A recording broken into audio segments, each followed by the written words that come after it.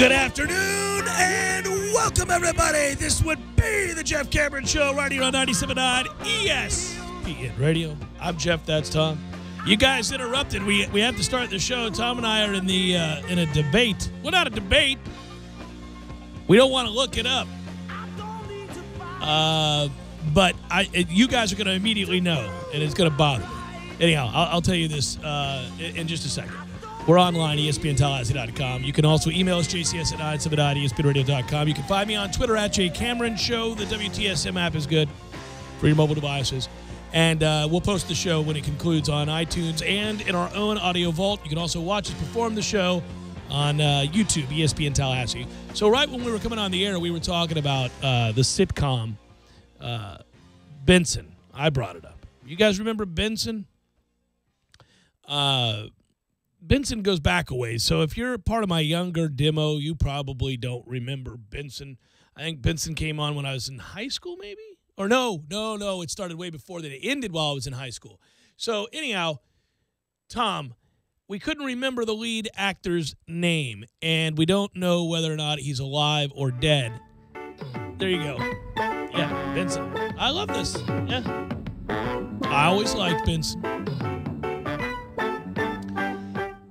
I think, now this is what's weird about Benson.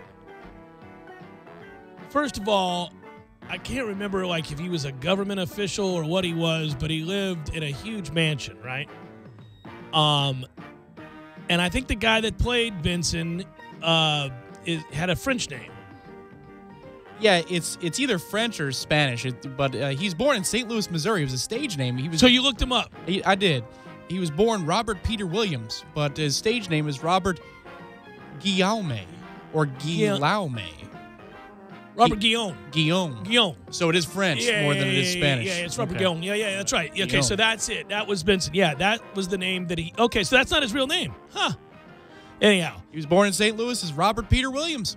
Robert Guillaume to you, buddy.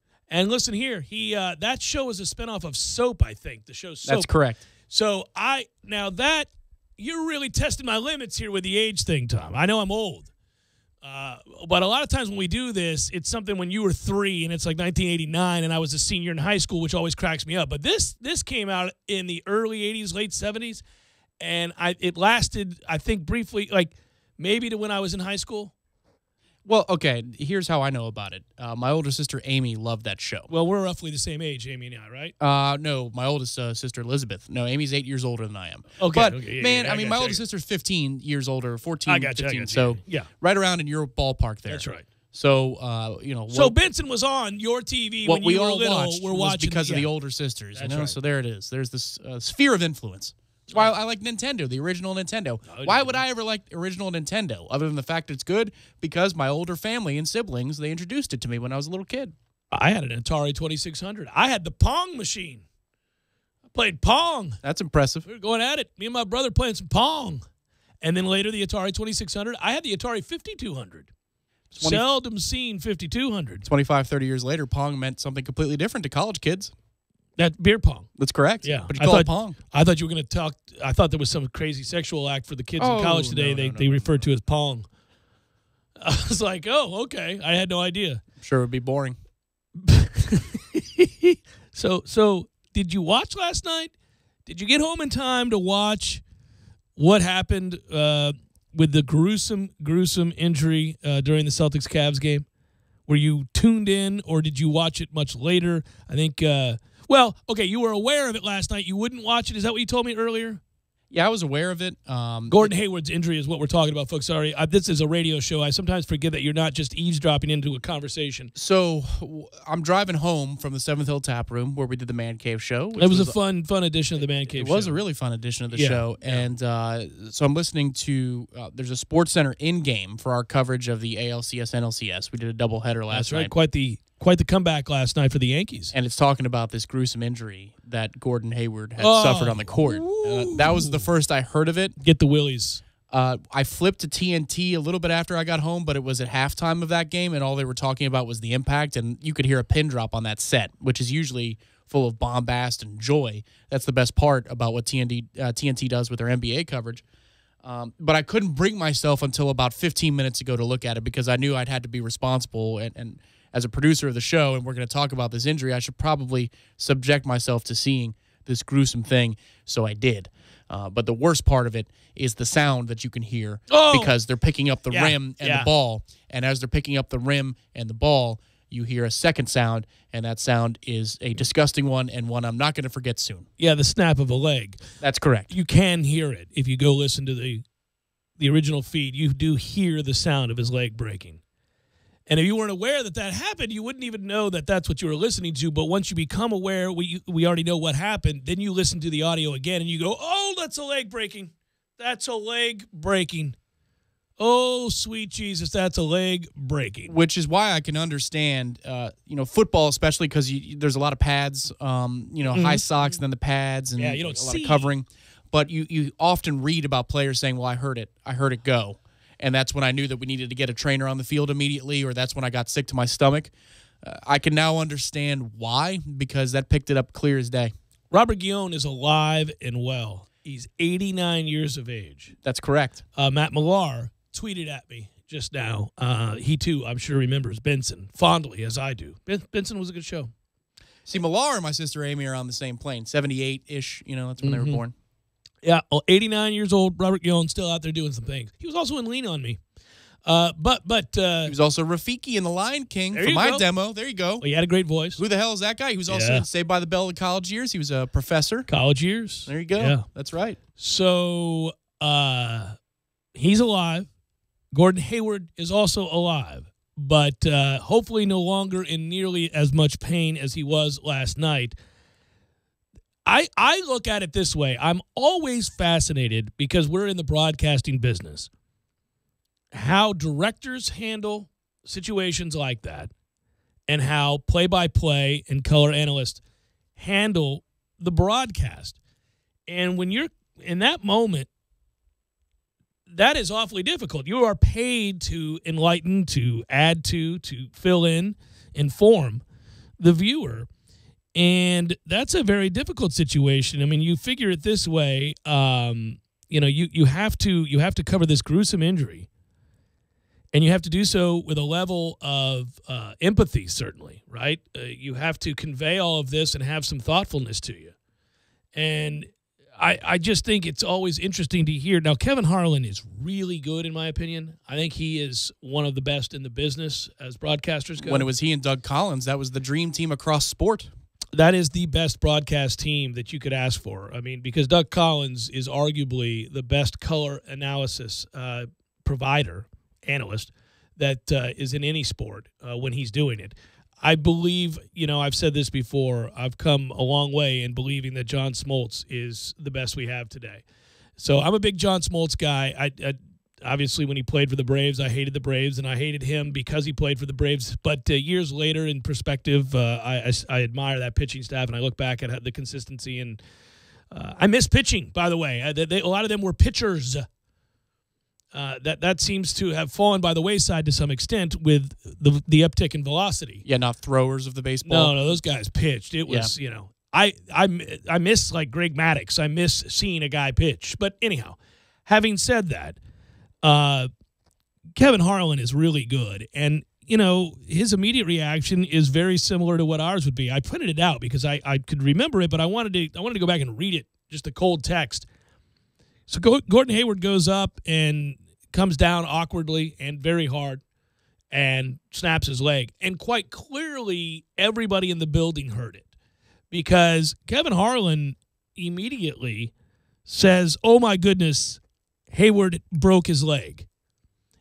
Hayward has broken his leg. Hayward has broken his leg." And then there's a "my gosh," and then there's a long pause, and then he says, "How quickly a season can change." So, given the gruesome nature of that injury and how quickly you have to respond, I think that's about the best you can do. Now, from there, Reggie Miller, who's not good at what he does, actually handled this pretty well also, in that he, with kind of a subdued, sober tone, said, "This is unbelievable." I think a lot of people were in shock, including the players on the court. Or the bench. So that's where directors come into play. What camera angles are you going to show? Not of just the gruesome injury, but what do we do now? Play has stopped. People are aghast. A man is laying on the court with his foot pointed the wrong way.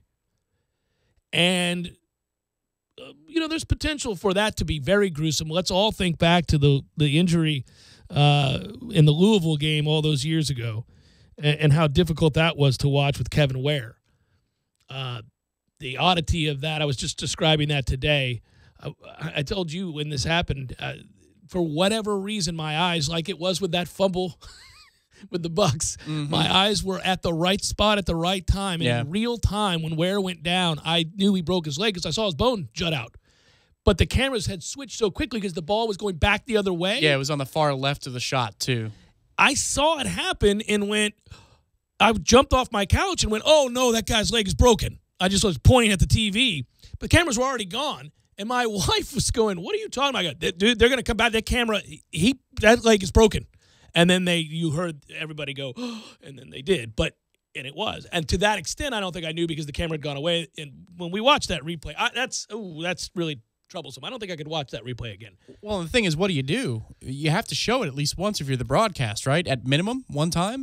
Only once if it's particularly gruesome and you do what they did last night, which is you warn everybody. Now, you can do another thing they did last night. There were a lot of angles and a lot of shots of that play, and some of them were at a good distance where you couldn't see the gruesome details. You could just see that he falls awkwardly, and you can tell from a distance that your leg shouldn't move that way. Right. His shoe shouldn't be pointing in that direction given where his leg is and where his body's facing. That doesn't line up. Right? Right, yeah. But you can show that from on high, which they did, and you remove some of the more gruesome details at that point. People can see what they need to see and know, oh, this is not good. They're going to have to take him to the hospital immediately. And they did.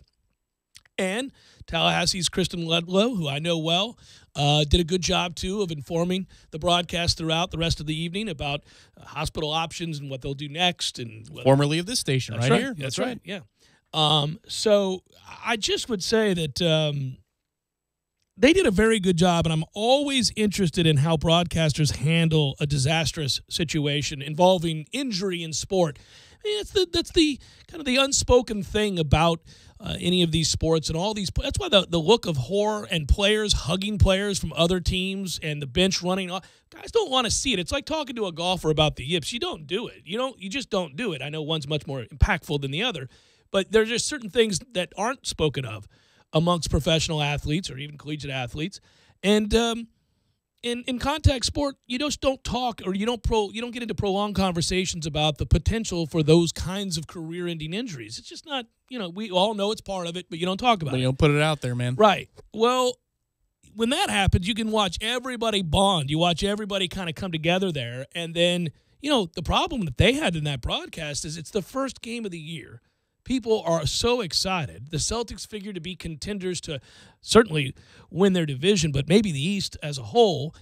This addition of Gordon Hayward was a big part of that, so you cannot deny that you have to talk about the impact on the rest of the season and where the Celtics season goes from here. But you also have to acknowledge that it's probably in poor taste to do so within milliseconds.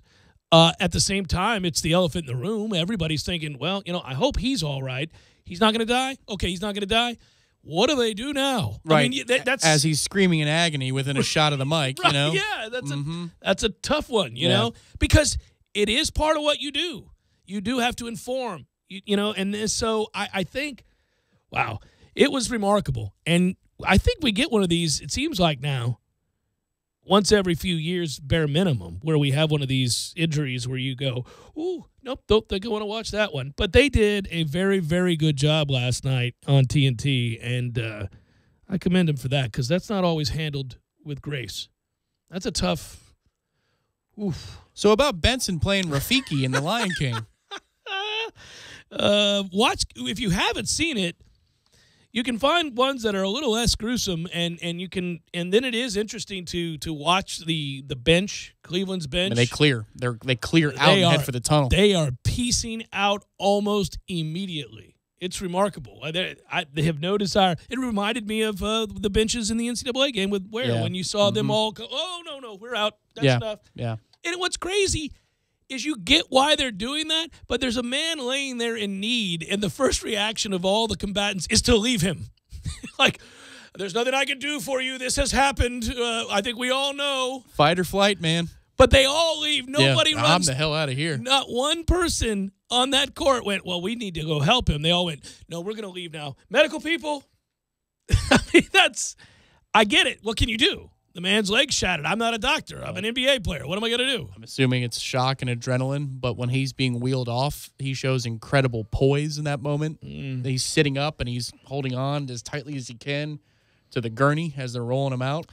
And he looked as normal as you could possibly look after something as crazy as that happens to you. Oh. Yeah, no, and you can hear it. The aforementioned Matt Millar heard when I broke my arm. He could hear that. And he was, I think, in the infield. He's like, ooh, oh, that's not good. Jeff Cameron, 97.9 ESPN Radio.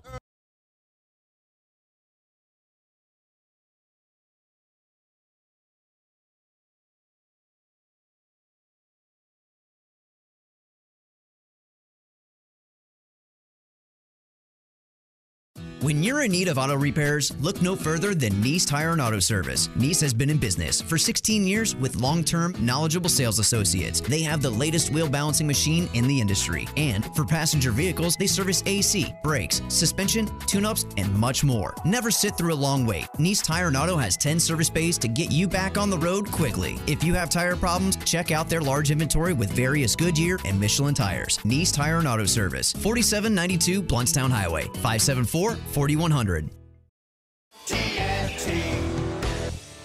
Landowners, Mahindra's inventory clearance sale is going on now. We're reducing prices like never before on the toughest tractors on earth. Like a Mahindra E-Max 22 as low as $99 a month. Or get up to $8,100 in cash back and savings. Plus, Mahindra's 7-year limited powertrain warranty comes standard.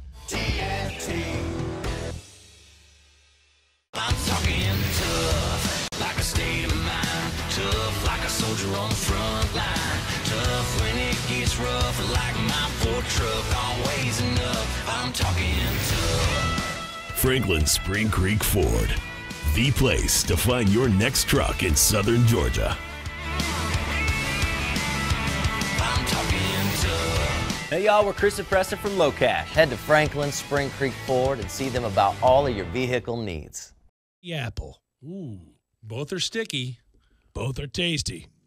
Candy apple. No, that's the wrong answer. Halloween or Thanksgiving? Ooh, one is sweet and the other one's savory. I'm going Thanksgiving. Again. 16 Candles or Back to the Future? Oh, my goodness. John Hughes or what's that boy's name? Marty McFly. I'm going 16 Candles. Papa Grande with a Gordo smash. And by the way, I want that. Or a mountain of delicious croquetas, also with a Gordo smash. Trick question. Either way, you're not going to lose. Exactamundo, my brother. Gordo's, bringing the flavor and flair of Cuban food to Tallahassee since 1996. The new Fox and Stag, Tallahassee's local craft cocktail bar in the heart of Midtown on Thomasville Road and 5th Avenue, featuring a newly expanded liquor menu including limited release scotches, whiskeys, and bourbons, as well as unique spirits distilled right here in Florida. If wine is your thing, swing by and try one of Fox and Stag's hand-selected bottles from their ever-expanding wine list, or simply enjoy one by the glass paired with a charcuterie board or delicious small plates. Sometimes you just want a cold beer, and Fox and Stag has you covered too, with rotating drafts and bottles sure to quench your thirst. Come by for a drink and stay for the company, Tuesday through Saturday from 5 p.m. to 2 a.m. For catering or private parties, message Fox and Stag on Facebook. Miller's Tree Service, we go out on a limb for you. Hey, this is Clay Culpepper with Miller's Tree Service. Summertime is here and storm season is right around the corner. We offer free consultations with a certified arborist where we meet with you and advise you on which trees are healthy, diseased, dead, or ones that may need trimming or even removal. Miller's Tree Service, we go out on a limb for you. Give us a call at 894-TREE. Don't just listen to The Jeff Cameron Show. Watch it live. The Jeff Cameron Show Streamcast. Live weekdays 3 to 6 p.m. Head to ESPNTallahassee.com today to watch live or catch up on demand. The Jeff Cameron Show Streamcast. Brought to you by NEECE Tire and Auto, your trusted Goodyear dealer. 574-4100. And presented by TNT Supercenter in Thomasville, Georgia. And Franklin Spring Creek Ford. Wow, this is great. E+. E+? Is that like A+? It's better. The E stands for easy. Easy Plus? Yep. Easy ways to save energy, water, and money from the City of Tallahassee Utilities. Your own utilities. The City of Tallahassee Utilities has created easy ways to monitor your account with E+ online. We can pay online, we can check our balance online, compare usage history online, and even take a free online energy audit. And I see the City of Tallahassee Utilities has created a new smart bill. Once we enroll, we do everything online. Billing, paying, everything. What a time saver. Not to mention saving energy, water, and money. And when we download the City of Tallahassee Utilities Digitally smartphone app, we can do everything on our phone. Pretty incredible. Plus, there are new authorized payment locations, like some local gas stations, grocery stores, other city departments, and more. We can even go to the Renaissance Center at 435 North Macomb Street to pay our bill. Wow. The E really does stand for easy, doesn't it? It sure does. E+ from the City of Tallahassee Utilities. Your own utilities. You're locked in with The Jeff Cameron Show on 97.9 ESPN Radio.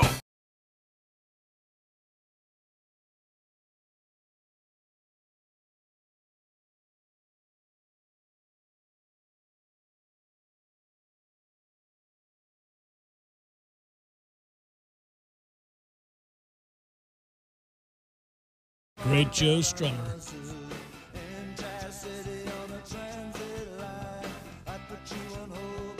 You know, I think it's a sad state of affairs that on a Wednesday, a Balls McWednesday, I'm not thinking necessarily about Florida State Louisville.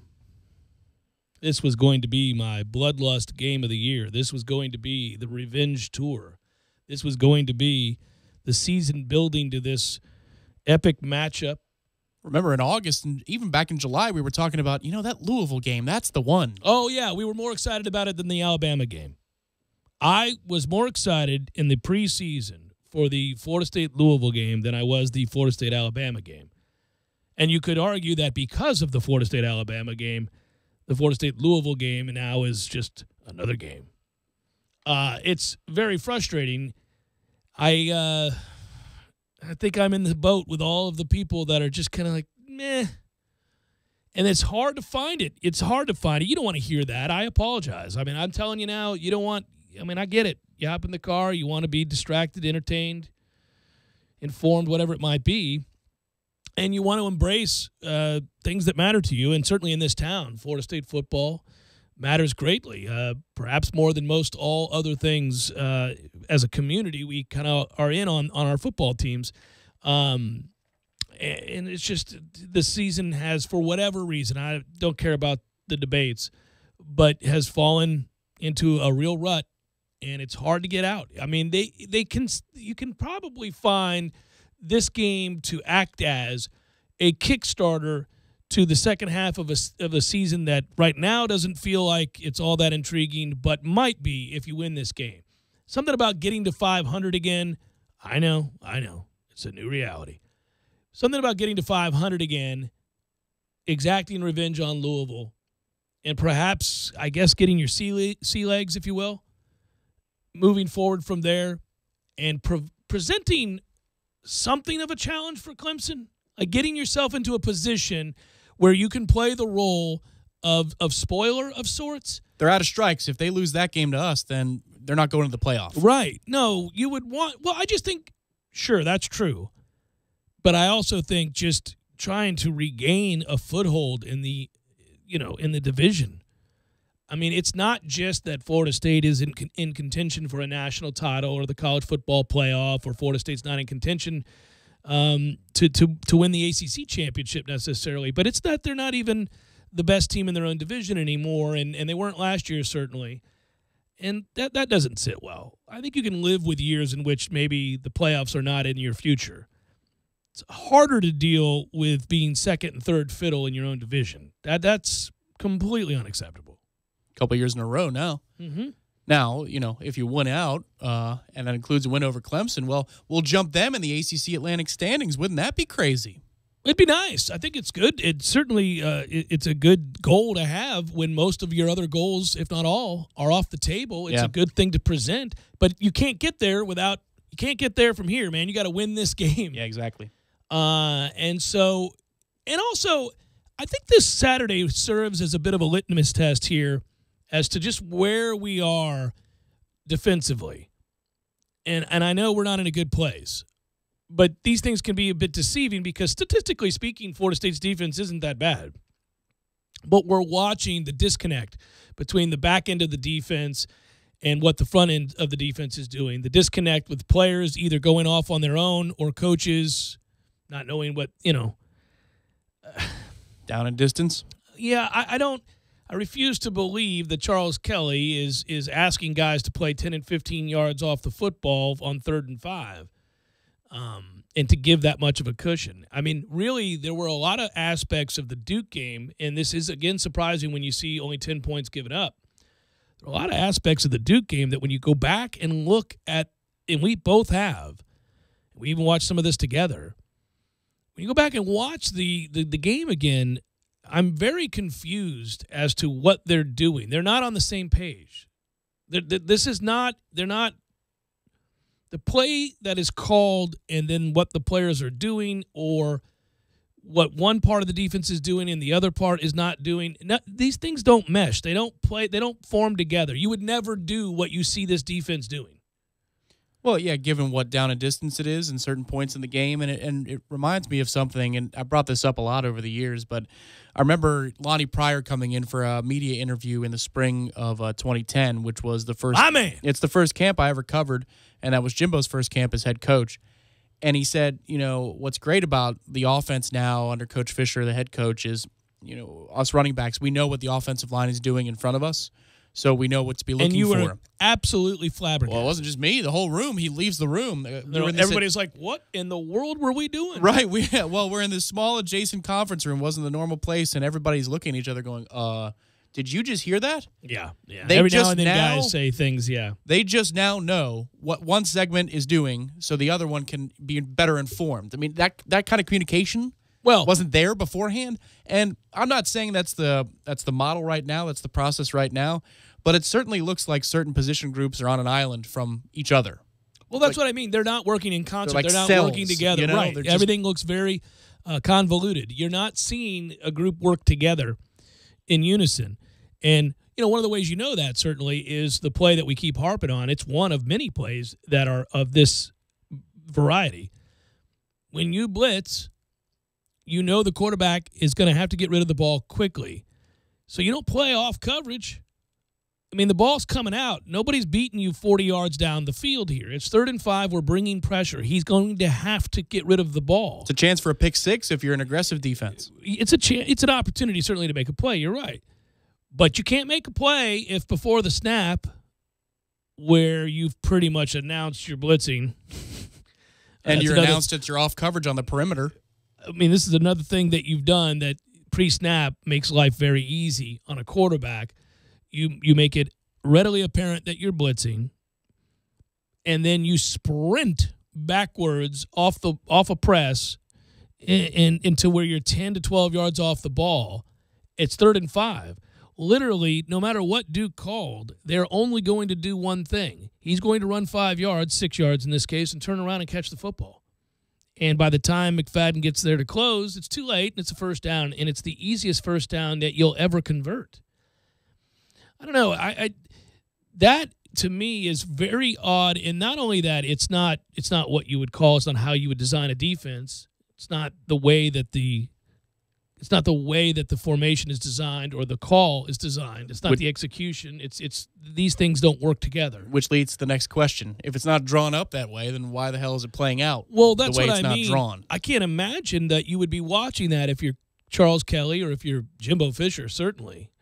And that you would watch that and think, well, what in the hell are we doing? I mean, what are we trying to accomplish in this play? I get that you you have to mix things. You're not going to run all man, and you're not going to run all zone. A lot of times you mix the two, obviously, throughout a game, and principles within a called play. A single play can have man on one side. Yeah, absolutely. Absolutely. This happens all the time. The idea is to confuse the offense, certainly, and you certainly want to disguise your intentions, and also you always want to be physical, and you always want to be attacking, and you can attack whether you're playing man or you're playing zone. And when you watch this, it's not an attacking defense. It's one that's unsure of itself, and it's one that is not working together.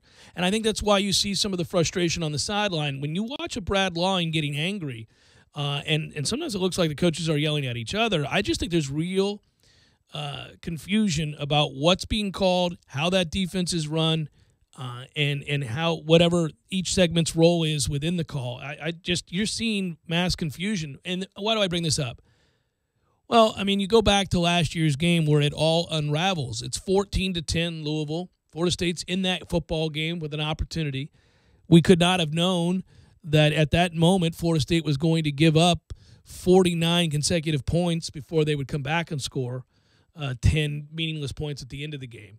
But from 14-10, it was 49 straight. And it looked as if there was nobody on the field for Florida State. Literally, it was remarkable to watch Lamar Jackson do anything he wanted to do. I get you have bad days. I get sometimes games get away from you. I get that you can lose in grand fashion, historic fashion. It happens. I mean, you watch enough football, you've seen good teams get blown out. We get it. But it's more about how that happened and the hows and whys and the questions that we're still asking on the 18th of October in 2017. Well, it was exposed in the first week of the season last year, and you hope that would be lesson learned, patch it all back together, and let's get ready for a big run in 2016. And it was those symptoms that led to this great, disease of a performance, if you will. And that's the thing that's troubling about this past weekend, is that you're seeing some symptoms that if they look the exact same way... Right, this will happen again. This will happen again. Yes, they'll drop at minimum 35, 40 points. Well, remember that this happened after the North Carolina game, and then you had last year, you gave up back-to-back games of 35 points or more. And so to me, USF scored a ton of points. It's bizarre. But then against Alabama, and I get it, the quarterback isn't as good as Lamar Jackson. I got you, but... They played well. With heart. They played with a lot of physicality, all of it. Well, Alabama had their undivided attention, but I'm sorry, you don't play Alabama every week. You have to care about playing everybody. It seems odd to me that you would be, or at least play indifferently. That's very uninspired football, Tom. Well, that's not on the players solely. Jeff Cameron Show, 97.9 ESPN Radio.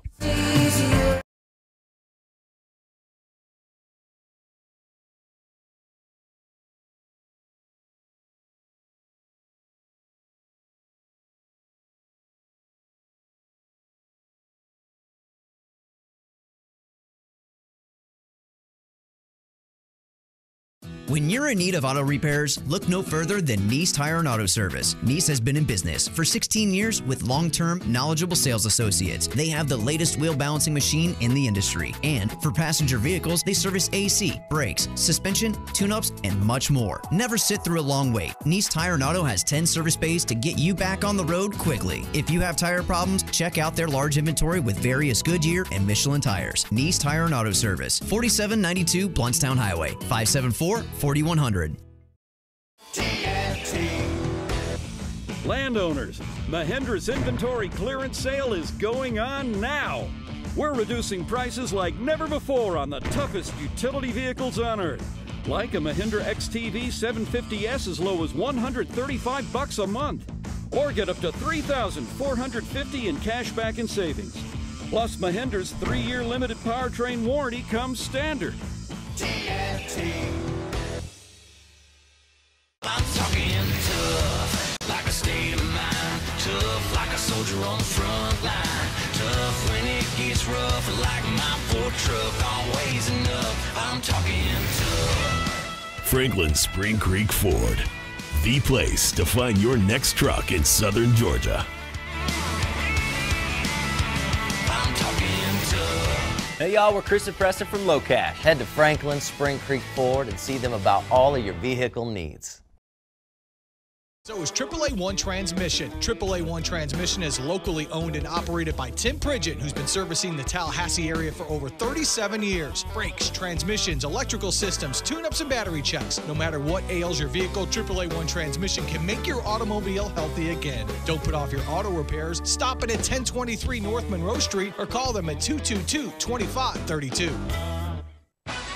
Fire up the grills for another season of Seminole football.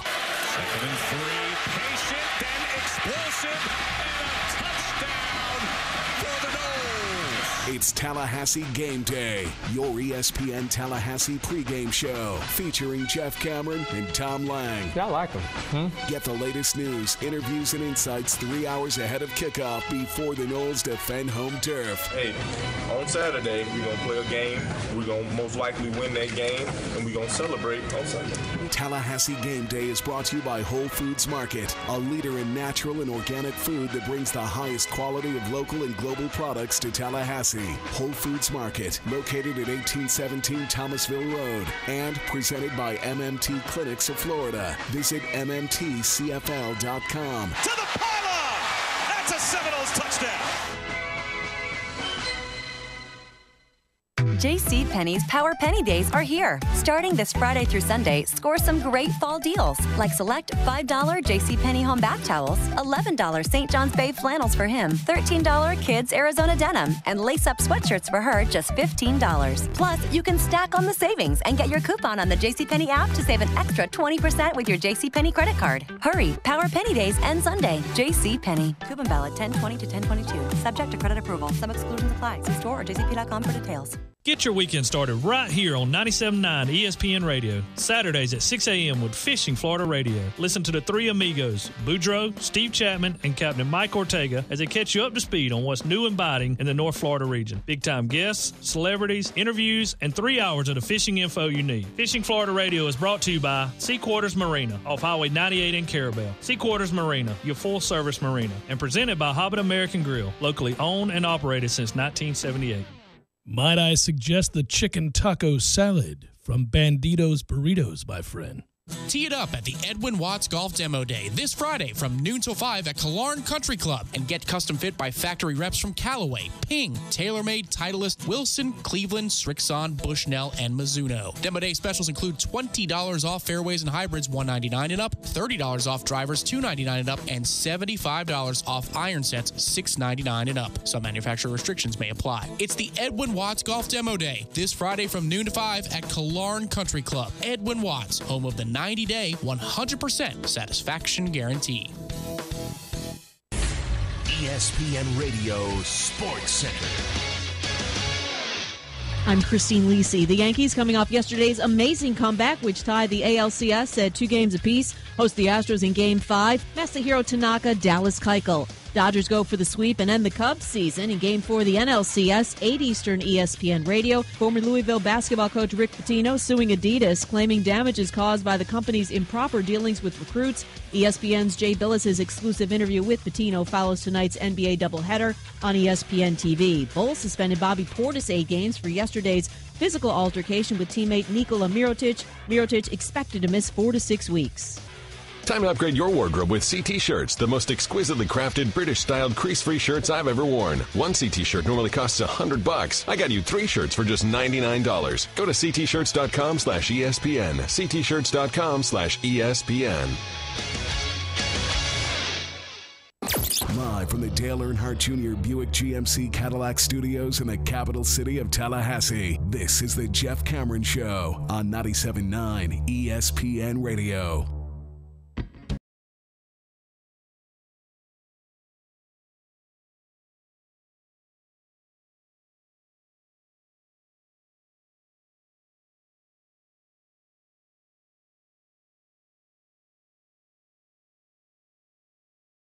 Last one born. His mama ran away and his daddy beat him back. Jeff Cameron Show, 97.9 ESPN Radio, and a fine Ballsby Wednesday.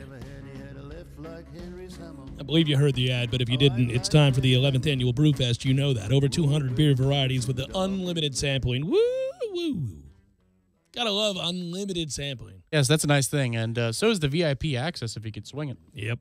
presented by the Tallahassee Sunrise Rotary Club. Come sample a variety of craft beer to learn, what you like. Event is coming up soon, October the 28th, 10 days from now, from 5 to 8 p.m., held at the Antique Car Museum. General admission is $39. If we get this weather, coupled with all that beer, it's going to be a damn fine day. Oh, yes. One to remember for a long, long time.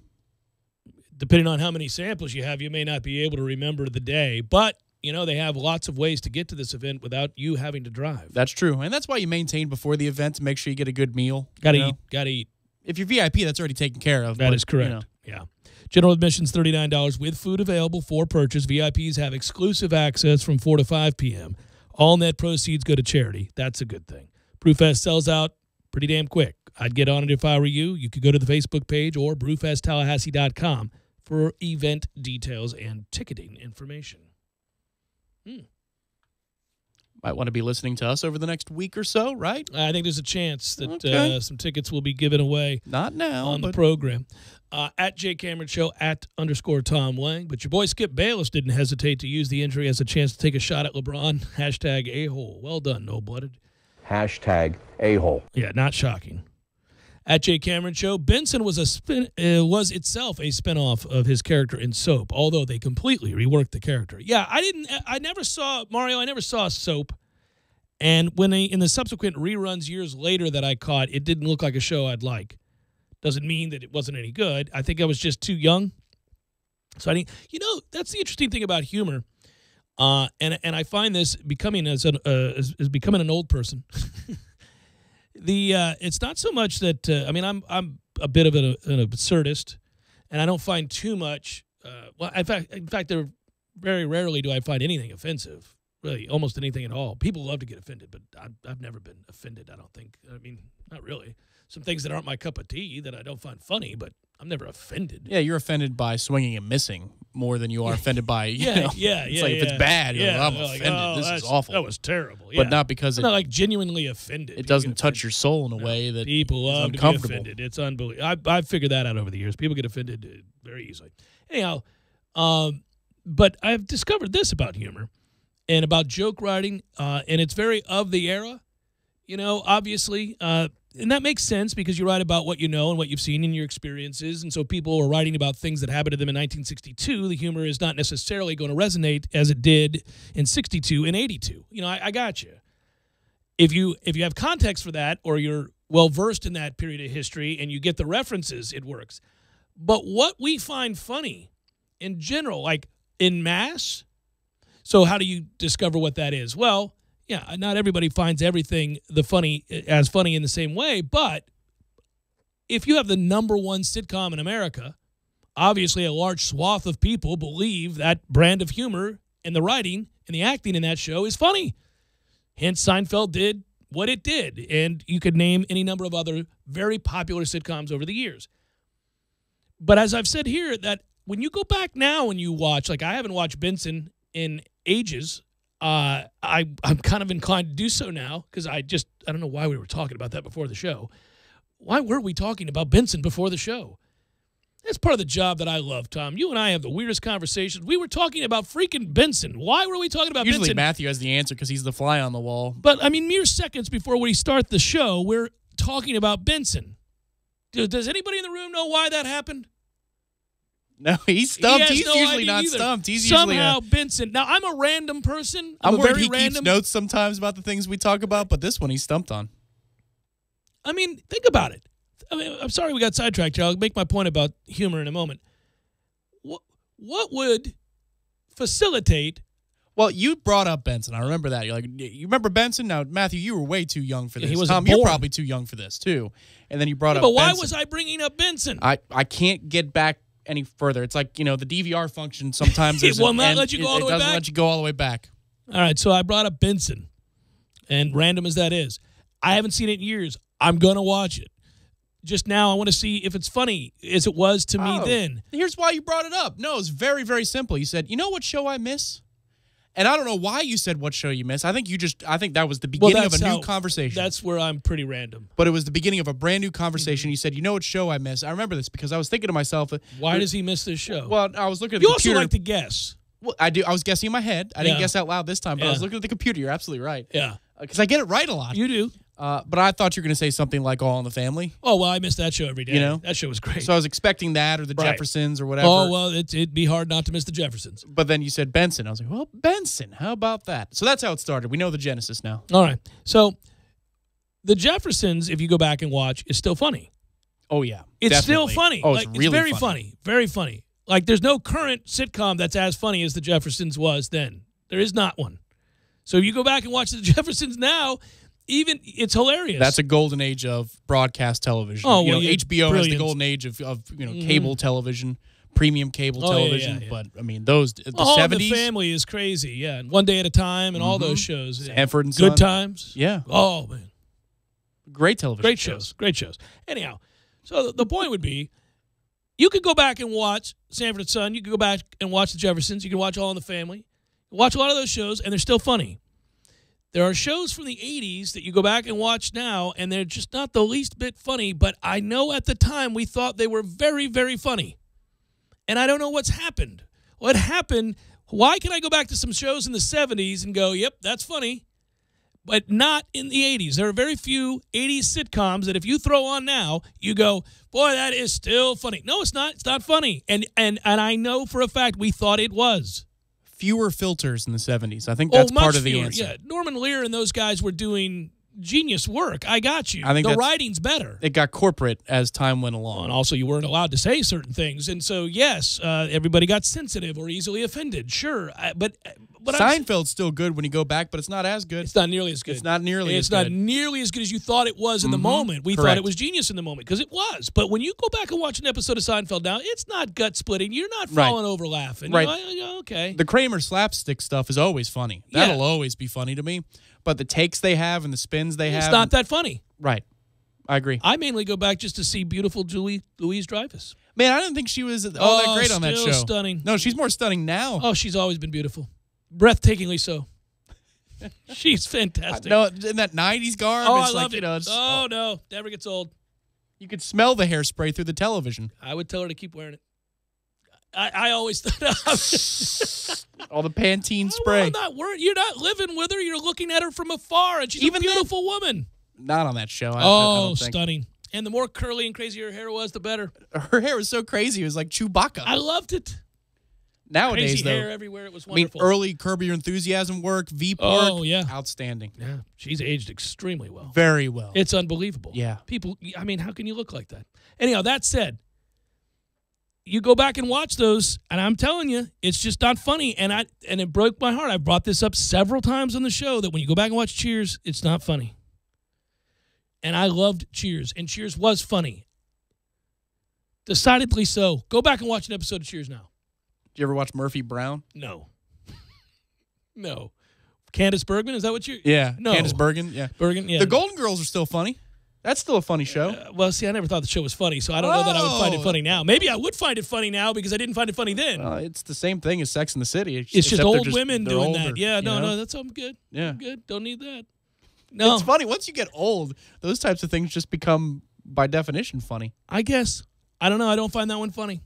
I'm trying to think of other shows that were on in the 80s or even early 90s, because most of these shows that you're now we're fast forwarded to the 90s. You know what? Not a lot of funny shows. I can even tell you now even more about why we got on Benson in the first place. Because you were talking about people with annoying voices. Oh, right? Fran Drescher. Because it came, and then Matthew brought up The Nanny, the show The Nanny. He's like, did you ever like The Nanny? And you said, oh, hell no. God, and he goes, no. well, The Butler was funny. And then you said, you know what show I miss? Benson. Bam! Boom! We've worked it out. Woo! Yeah! Much to the chagrin of our listening audience, we have figured out why it is that I brought up Benson. I'll tell you, that was, we went deep there. We were mining.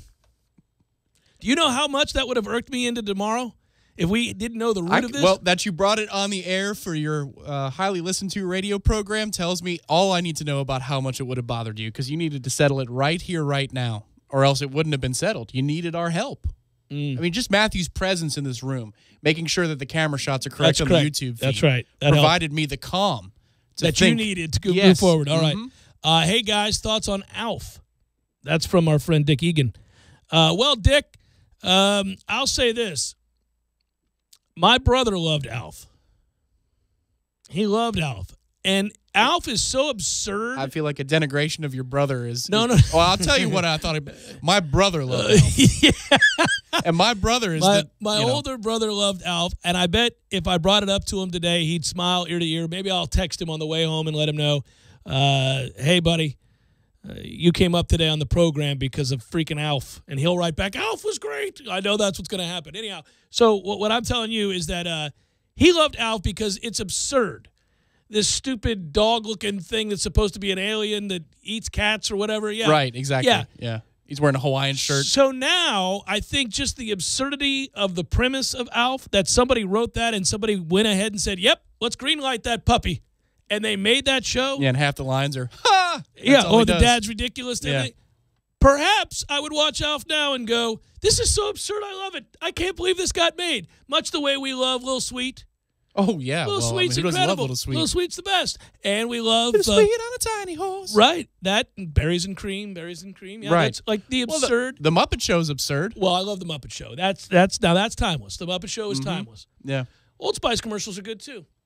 You know, they're great. They're just ridiculous. They're absolutely. They have just said, I don't care. We guys- are mailing it. We are doing anything we want. I could write an Old Spice commercial. Tell me with the Ray Lewis ones back in the day, like 2 or 3 years ago, and they had the lasers, you know, like the animals with lasers coming out of their eyes. That those dudes aren't dropping acid before they come up with their ideas. I mean, how do you think of something like that? I know. TD's ready for us to move on. He says, love you guys, but new topic, please. No, TD. No, we're going to go ahead and do whatever we want to do. Another minute and a half before we get to the top. You can play a long song that I like. Just play a tune that I'm feeling good about these days. What are you feeling good about these days? Not much. I'll tell you. Now we're just making each other laugh. Okay. Commence to the football talk, guys. Mork and Mindy, Andy writes. You know, listen, I miss Robin Williams as much as the next guy. Mork and Mindy was not funny. I love that he got Jonathan Winters on it. And, you know, I mean, Jonathan Winters is a hero to most. I got you, but just wasn't that funny a show.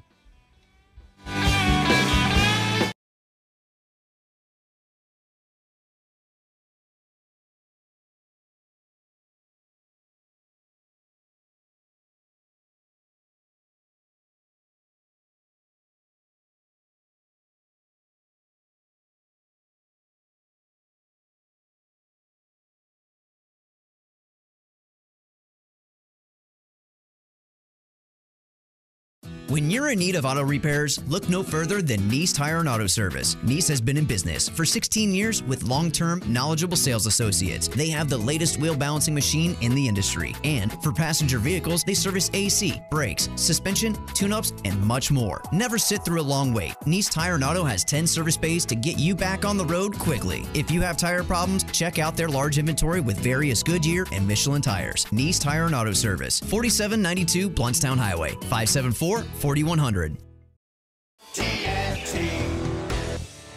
Landowners, Mahindra's inventory clearance sale is going on now.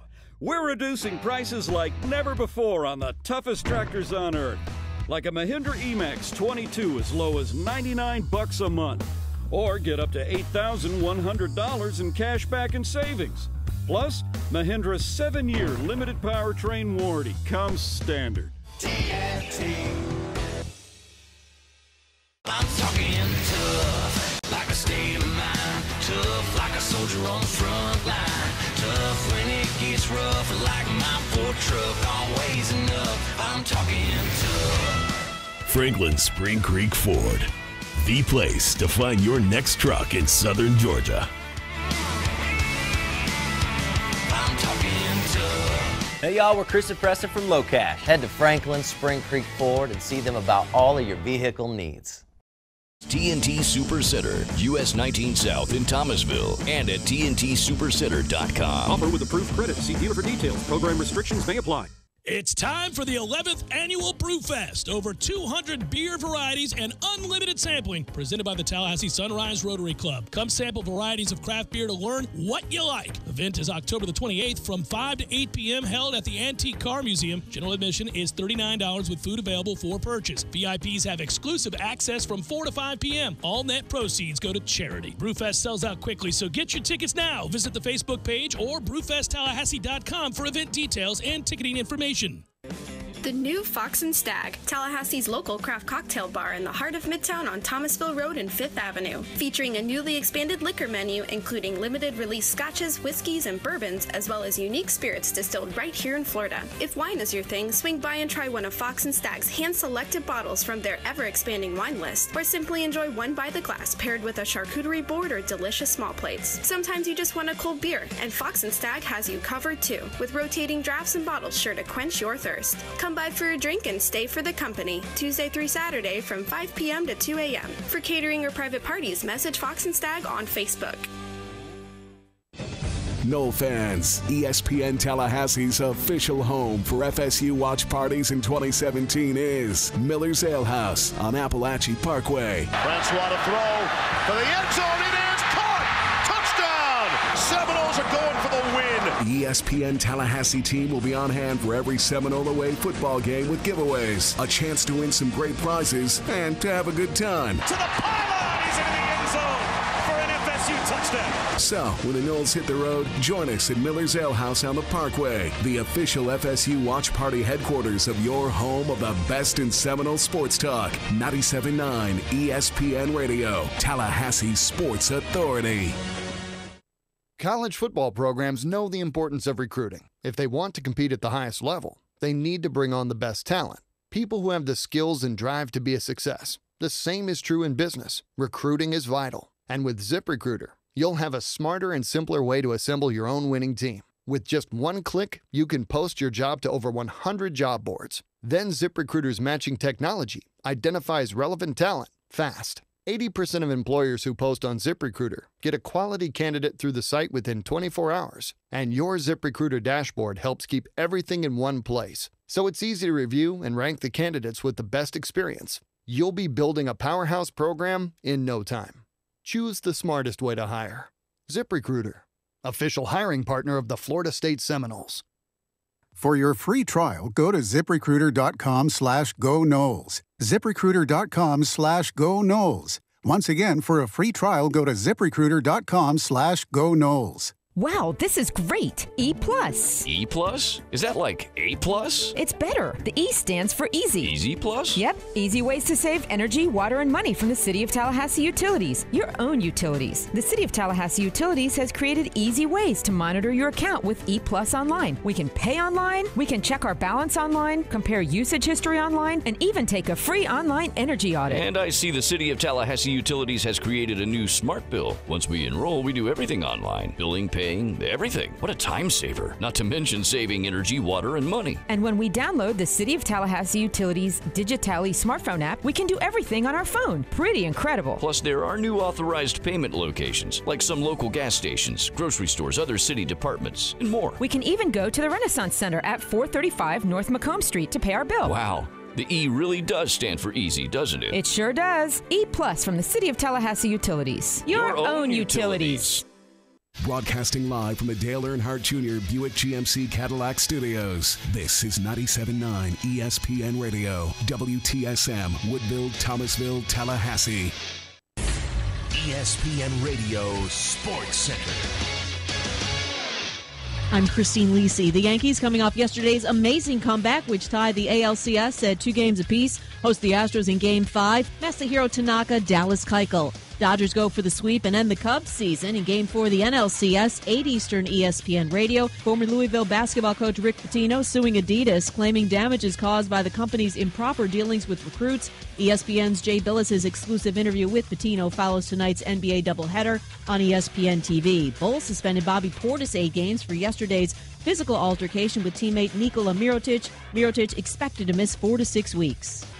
Time to upgrade your wardrobe with CT Shirts, the most exquisitely crafted British-styled crease-free shirts I've ever worn. One CT shirt normally costs $100. I got you 3 shirts for just $99. Go to ctshirts.com/ESPN. ctshirts.com/ESPN. Live from the Dale Earnhardt Jr. Buick GMC Cadillac Studios in the capital city of Tallahassee, this is the Jeff Cameron Show on 97.9 ESPN Radio.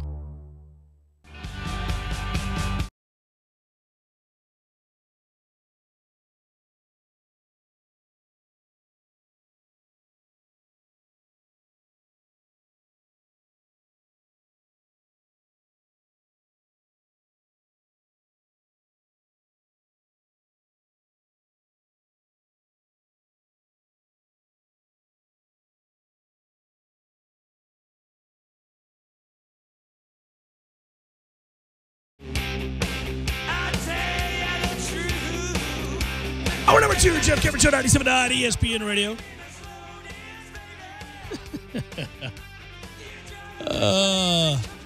You're wrong, Mario. We weren't making an argument for Alf. Nobody made an argument for Alf on this show. Didn't I say half the lines were, ha? Yeah, we were making fun of how damn silly and simple it was. But I thought it was so absurd that show ever got made to begin with, which is why I was making fun of it, that existed. Come on, man, listen to the damn show.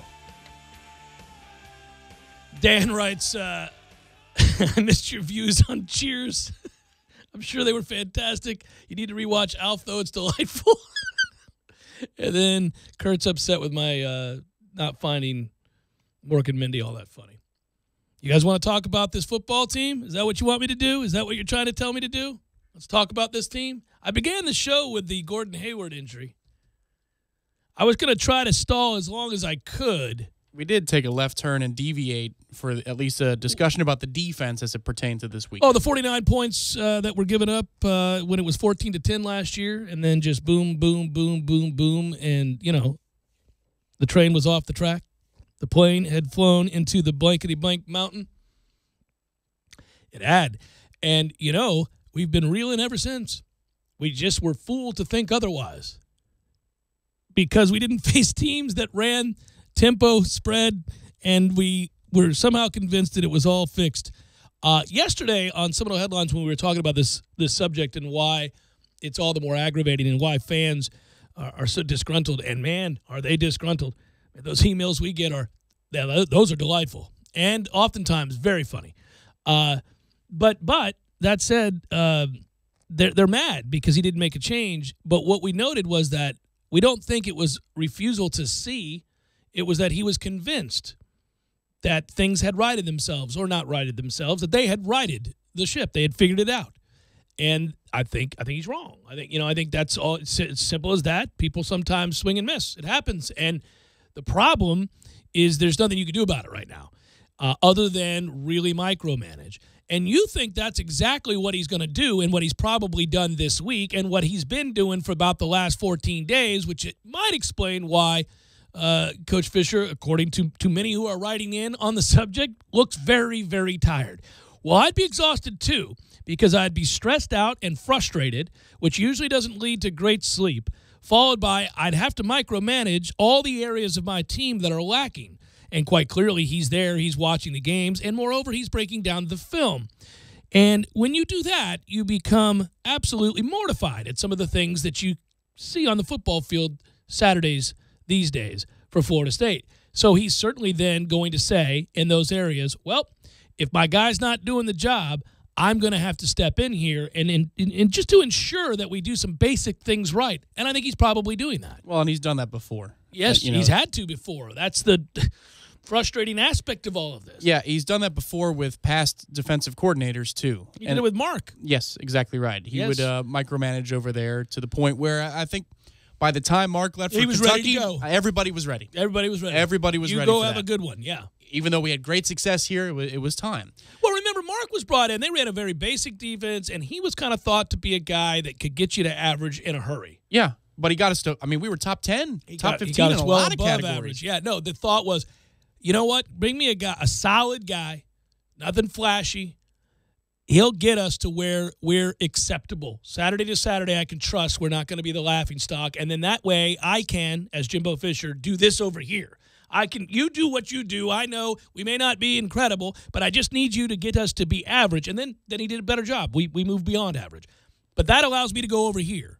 Yeah, the only time I can really, really remember being a sieve in the Mark Stoops era was the North Carolina game. Yates, he threw for 4 bills, and we tried to blitz every which way. Never got home. We never got home that game. We still had a 30-whatever yarder to win the football game. But everything that guy threw up was a touchdown because we just could not pressure the passer. And that's something that, again, what do you do this weekend? How do you scheme it up this weekend if you're that defense? Because, the book says contain Lamar, force him to throw from the pocket, but we don't get to the quarterback anyway. And so might these two styles meet each other quite nicely for us? Since we don't bother to get to the quarterback anyway, let's just contain him and force him to make throws out of the pocket. But that was the idea last year, was to contain him and make throws out of the pocket, and we just couldn't do it. We just couldn't do it. Well, our slot defender was awful, too, in that game. Yeah. Well, we had a lot of problems in that game. I mean, Yeah. you could spend the next 2 hours on that game. I mean, sweet Jesus. But I think our star position will be shored up a little bit more this year than it would be last year. And you can make a compelling case that we're going to play a lot better on defense if they can, for a day, put it together and understand what the other is doing, right? Because here's why. I think that's going to happen. Well, you whiffed on this game more than most last year. I can't have you getting out there telling us we're going to dominate on defense. I'm not saying we're going to dominate. I'm saying, listen, they might actually get held under 30 points. That might be possible here this weekend. Is that crazy? We certainly don't think the defense is playing well currently. Correct. So I consider me dubious. I'm not so sure. The way they handled a quarterback who can move around like crazy in week 1 shows you that it's in them to do it. Last year, we didn't know what was in them, period, because the Ole Miss game was so ugly in the first half. You're right. It's in it. Okay. It's there. There's another set of problems here that benefit us, and that's the problems those are the problems that Louisville are having. This isn't the week 3. Right. No, this isn't. They're game. all sky high. Haven't played anybody yet. They've had all the offseason to prepare for this game, and their sole focus on game day going to be. This isn't that. This is the in the flow of the season team that can lose to Boston College up 21-0 or lose to Kentucky. Sure, or get shut down for 3 quarters by Duke a year ago. I mean, they ended up pulling away, but you remember we were watching that saying, well, damn, man, Duke's out here shutting them down. This is ridiculous. So, and Houston gave up 10 points to them, and Houston wasn't exactly known for a dominant defense. So all kinds of things that you saw last year that affected Louisville's end-of-season run that led us to suspect that things weren't going to be right this year, and we were right. Things aren't right this year. They got problems, and they seem to be in a bit of disarray as well. So you see some dysfunctional teams going at it Saturday at noon, and that is awfully hard then to predict because while we're hyper-focused on Florida State's issues, we're largely ignoring Louisville's issues, which aren't just on the football field, but off of it as well, and an FBI investigation, et cetera. So I'm sure their fans are looking at this game and thinking, well, I don't know what we're going to get. And by and large, I don't know what we're going to get either. I'd like to believe, because here's why I'd like to believe that what you say is going to be true. We're healthy this year. That's the other thing that isn't brought up enough about last year's whitewashing is that, in fairness, we had just come off a devastating injury to the best player on the defense. Your Josh Sweat, who keeps contained, that's one thing he certainly does well. He shuts down the run. He sets the edge. He does that very well. He doesn't get to the passer, but he does that well. Well, remember, he got hurt and had to be flown in later from the team we weren't even sure he was going to play. Right. Also, remember that Noddy was on roller skates, that we weren't aware of just how bad that ankle was, and that sorry offensive line maneuvered him wherever they wanted him to go. The first 2 drives of the game, we were appalled. We were sitting there watching that Louisville offensive line going, what in the world? They're blowing our defensive line off the ball. Well, they're not going to blow DeMarcus Christmas off the ball. He's having a good year. They're not going to blow this version of Noddy off the ball. If Sweat's healthy, he's going to be able to set the edge. So you got guys now who are a lot healthier than they were a year ago. Now, we're still a little uncertain what we're trying to do in the back end of this defense, but health-wise, you're going to be able to hold up there. And so you're right. That there is reason to think that that's possible. Well, and largely, I think, you can look at McFadden and say whether or not he's all in all the time, but I think Levante Taylor's had a nice season. I think Stanford Samuels has had a nice season for the exposure he's gotten. Westbrook is in a really tough position. The star position is difficult, so there are times when he looks average, and then there are times where he looks like the solution at that position so that Derwin can roam around the back end. Not having Trey Marshall obviously hurts, but the talent's there. It's just a matter of, are they all on the same page? And can you bet on that? No. I mean, I'm the guy for the Miami pregame show where I said you can't bet on our consistency. You can't do it. That's why I can't pick Florida State to win this game, because just when you think one mole has been whacked back down, then another one pops up. And that's exactly what happened, because the defense played well for the first half, and then all of a sudden in the second half, the defense, no show. They give up 2 long drives. I mean, if you said in the first half, it's halftime, all right, we're up 3-0. We scored 20 points today. Is that enough? Yeah. Oh, God, yeah. That's going to be enough by 10. I was asked that question at halftime in the press box. I was talking with 4 or 5 different members of the media. Our good buddy Tim Linnefeld's one of them. And I think Bud asked us both, like, what do you think the number is? And I said something ridiculous. I think I said 13. 16, something like that. I mean, I thought it was something it should have been.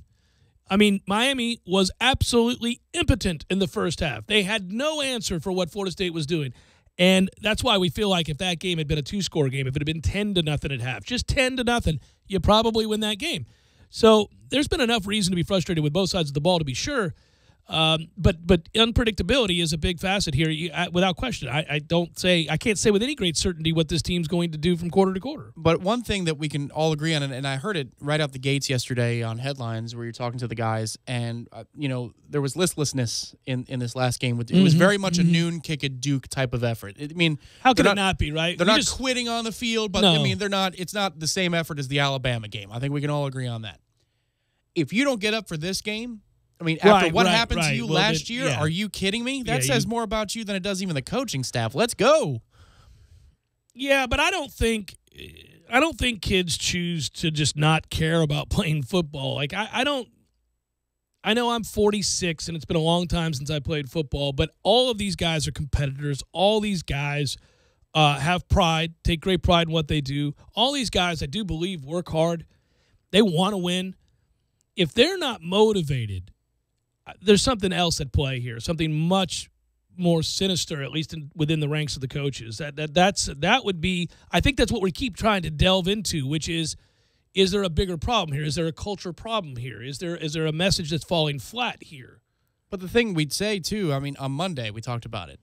That long drive where Cutcliffe calls the trick play and short circuits momentum that he had, which is just unbelievable.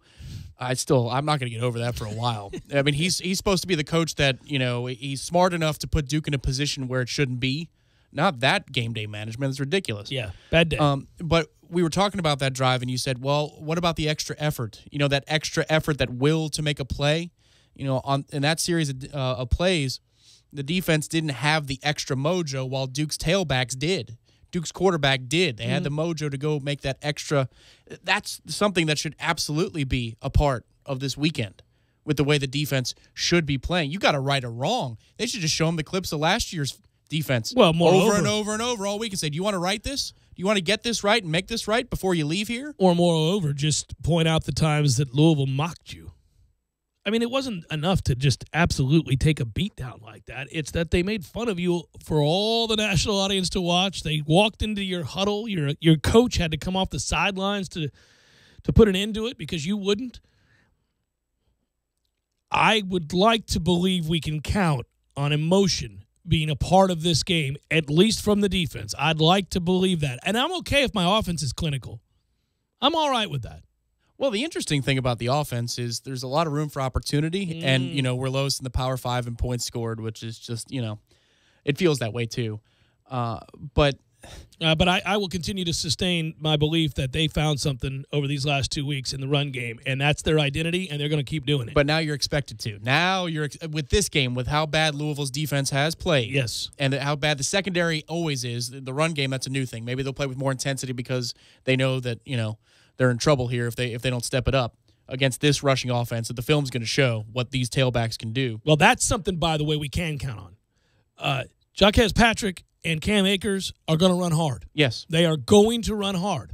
But now with that comes the expectation to score in the mid-20s to low 30s against this defense, I'd like right? to believe, sure. That's the thing. Where's the consistency? Are they actually going to show up and do that? The bludgeoning that takes place when a team runs the ball for over 300 yards is the kind of revenge that you would seek to exact here.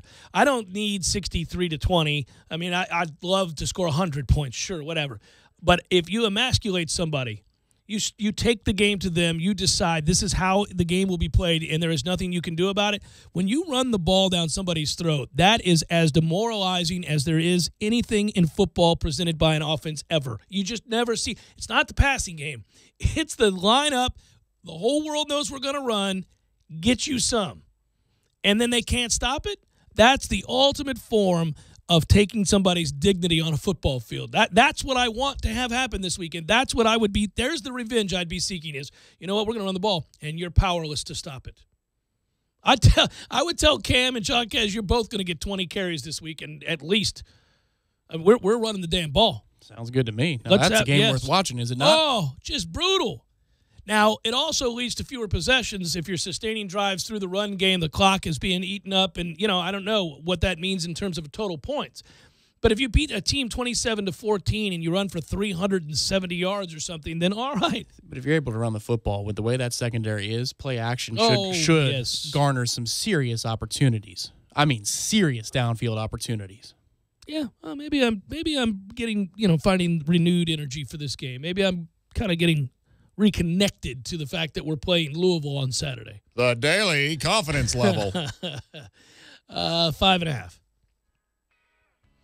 I'd like to get it to about 6.5, 7 before we get to the end of this week, but it's hard to do. What more can you ask for? No, in a year like this, I don't know that we can move past 5.5. That needle is pegged. We're at 5.5. It's got a governor on it. You can't go any further. We're in a U-Haul.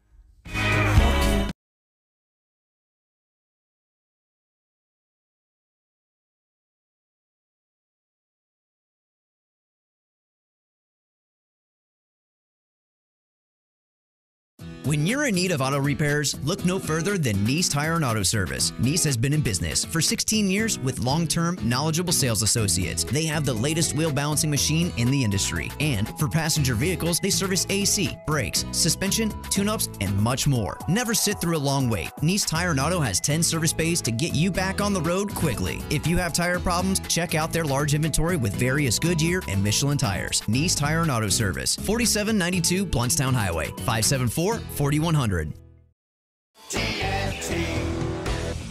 Landowners, Mahindra's inventory clearance sale is going on now. We're reducing prices like never before on the toughest utility vehicles on earth. Like a Mahindra XTV 750S as low as $135 a month. Or get up to $3,450 in cash back and savings. Plus, Mahindra's 3-year limited powertrain warranty comes standard. I'm talking tough, like a state of mind. Tough, like a soldier on the front line. Tough when it gets rough, like my Ford truck. Always enough, I'm talking tough. Franklin Spring Creek Ford, the place to find your next truck in southern Georgia. I'm talking tough. Hey y'all, we're Chris and Preston from Low Cash. Head to Franklin Spring Creek Ford and see them about all of your vehicle needs.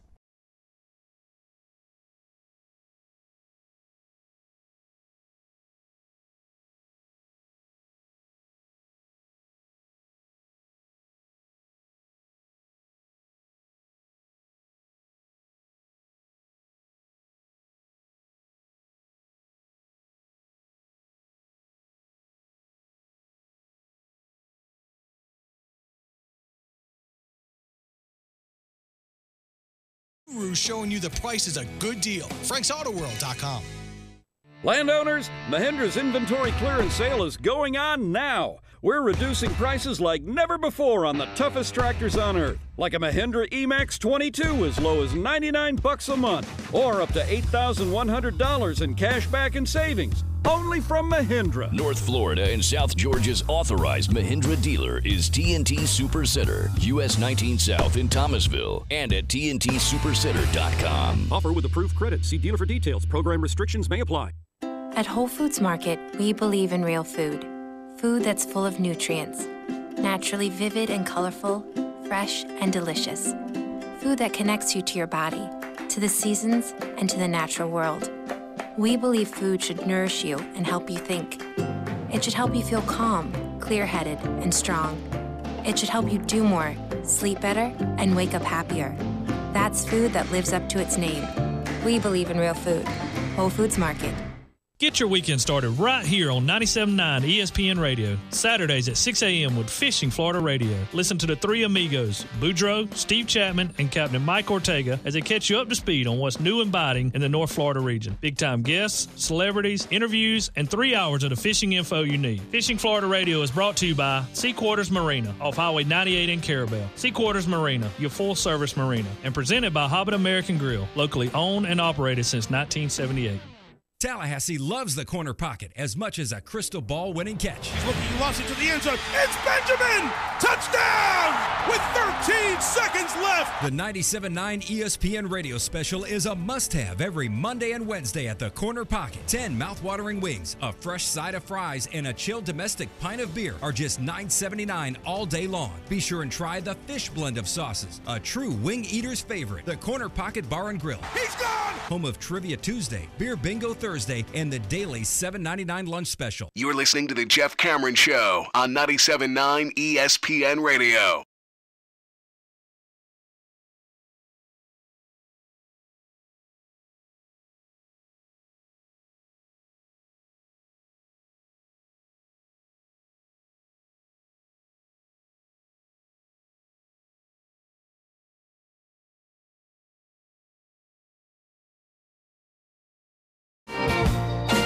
Jeff Cameron Show, 97.9 ESPN Radio. Hello. Looking at Coach Fisher's approach this week to the game, I understand why he's not bringing up last year's game or deflecting talk of revenge. Coaches almost always, universally, dismiss the idea of revenge. I think they believe it to be too emotional. And that, if you get carried away with emotions and you're not focusing on execution and game plan and assignment, also the letdown that can come with certain expectations emotionally about what you're going to do in a game, if those aren't met, how difficult it is to climb back and play either your next play or the next game. When things aren't going the way that you anticipated them to and you're emotionally attached to some form of revenge and not execution of game plan, that scares coaches. I get it. Also, revenge is not a thing to hang your hat on in the way that fans think it is. Because when the game starts, you're no longer thinking about revenge, ever. It's not happening. In the middle of the second quarter of a 10-10 game, you're not like, I gotta make this play. We've got to get our revenge. That's not happening. So they want more tangible and game plan related thoughts and execution of a play, down at distance, defense, those kinds of things. That's what they're looking at. Most coaches are very analytical that way, and I'd want my coaches to be that way. Fans can talk of revenge. And I think that there are times where maybe there can be an added measure that fuels more emotion initially in a game surrounding issues of revenge. If somebody takes a cheap shot at a guy and the next time that, maybe at the end of a game and the next time you see them, you're reminded of that cheap shot taken at the last of the game previous. Yeah, you might have a little extra what for in those first few tackles. You may deliver a message on the individual, and there may be elements of revenge in that. But beyond that, no. I don't think it really plays into, certainly doesn't play into the results of games. So we talked a little bit about the offensive side of the ball just now and then the defensive side last hour. Which side are you more worried about? Defense by far. Okay. No, I think the offense is showing signs. I think my freshman quarterback's growing up before my eyes. I mean, when he has time to throw the football, he makes plays. There were poor decisions. He made a couple of real freshman decisions last week, and we know that's going to happen because he is, a freshman. But when you look at everything, all the statistical measures tell you, and your eyes tell you when you watch him play. The arm tells you this. Some of the throws that are in his arsenal. Certainly his toughness is on display, so that's good. I mean, he's going to have to be tough. On our offense, you give up some hits on the quarterback, so you got to be tough, and he is that despite being wafer thin. But he's got the big arm. I think he's getting more comfortable in the pocket, getting more comfortable in the offense, and getting more confident in really making a decision, stepping into a throw, and living with the consequence. Yeah, the reason I asked that question is just, for the same reason that when we were breaking down Florida State, Miami, and it's coming off of the Wake Forest tape of the offensive line, I mean, we both kind of suspected the offensive line is not going to be that this weekend. It's going to be better than it was against Wake. Right. That's why I think the defensive effort will be higher. It will be more intense this weekend than it was last week at Duke. We'll see what that means for results. I mean, you could have great intensity and be in the wrong place, the wrong gap, and there goes Lamar Jackson for 50 yards behind you, and he makes another highlight play, and here we go again. But, for the offense, I could see why you're comfortable because the way Jimbo called the game last week and the few possessions we had, I mean, how many times did he pull a guard out into space and then we move the pocket right or left? Mostly right. And how many times did we have deep dropbacks? So clearly they're teaching the 5-step. It was at 10 yards depth on one play. He is a ways back. Yeah, the throw to Nooney Murray. Take a look at it. Line of scrimmage versus where he lets go of the ball in a 5-step drop. It's 10 yards behind the line of scrimmage, and he still fires a seed because he has that kind of a cannon for an arm. He's got the arm to make the throw, and that's another way to gain some time and some moments where you got to make a play down the field. And I think the most disappointing thing, though, is this was a defense that we were looking to be the heartbeat of the team this season. You know, you talk about the heart and soul of a team. Mm-hmm. A lot of times on a championship team, there's that role player, but he's the guy who's the energy guy, and he seems to come up with the big double or whatever in the league championship series or the World Series that extends a season. The defense was supposed to be the heart and soul this year. Oh, we were really relying on it, even with DeAndre. But now what you have is a team where the heart and soul is it's Jacques Patrick, it's Auden Tate, it's your true freshman quarterback and running back. It's those guys. It's not anybody on the defense, and that's probably the most disheartening thing about where we are so far through 5 games. Something I failed to mention both Monday and Tuesday, and I feel bad about it now while we're talking about aspects of the offense that we're excited about, things that we do like about what's going on this season. There is plenty of negatives to choose from, but here's a couple positive. Well, here's one in particular. Mr. Izzo decided to show up and block people like we know he's capable of, like he did so well with Dalvin and others. I mean, that's the Izzo that I know and love. That's the guy that's committed to blocking as a tight end in devastating fashion, making plays, getting guys on the ground, and allowing for opportunities where skill guys like Cam Akers and Jacques Patrick can get the extra yards and get into that second level of the defense and really punish people or run away from them if they have the right angle. But he was sensational this last game. And, you know, that is really unselfish because I'll tell you, Tom, he's not getting the ball thrown to him with this freshman quarterback out there all that often. It's a play here or there. Whereas if we all know, if DeAndre Francois were out there, they had developed a nice rapport, and he was a big part of the passing game. And we feel like, certainly Izzo probably feels like he'd be receiving 3, 4, maybe 5 looks a game. And he's not really getting that now. Now, maybe Blackman continues to get more and more patient and more comfortable, and he'll discover his tight end in the passing game. Also, as the offensive line does a better job, then you don't have to keep your tight ends to block as much. But Izzo was not blocking. He was not engaged. Right. And I think that was born out of frustration of not getting the football. He swallowed his feelings there and decided it's time to man up and help this team any way I can. We know he can block. He really blocked this last game. Yeah, there's no doubt that when you look at the two previous road games, really, the Wake Forest game and then this one, he's non-existent. Well, he and Maven Saunders turned in maybe worse efforts than the offensive line when it came to blocking, and that's saying something. I don't think it's maybe. I think they did. Maven was absolutely useless, Correct. And Izzo really whiffed on several occasions and really didn't even attempt. Yeah, turning guys loose left and right. It was really odd to see because I would have never guessed that would happen. No, think about it. And the perimeter players, too, turning up at Wake Forest, turning players loose. Wow. Not a whole lot of want to there, right? Not playing for your quarterback, not playing for one another. No, it was interesting. But compared to that, there is no doubt. Exceptional. Oh, he was exceptional great. Performance this past weekend. Well, and that actually, it stood out in the game. But when you went back and watched the replay of the game, it really, time and again, you'd catch yourself, what a kick out. That's a nice block there. Oh, who cut on that? Oh, that's a backside. Nice. That's nice. 81 again. Yeah, time and again, you found yourself kind of circling that guy, making that play, and he's going to have to do it again Saturday. Jeff Cameron Show, 97.9 ESPN Radio.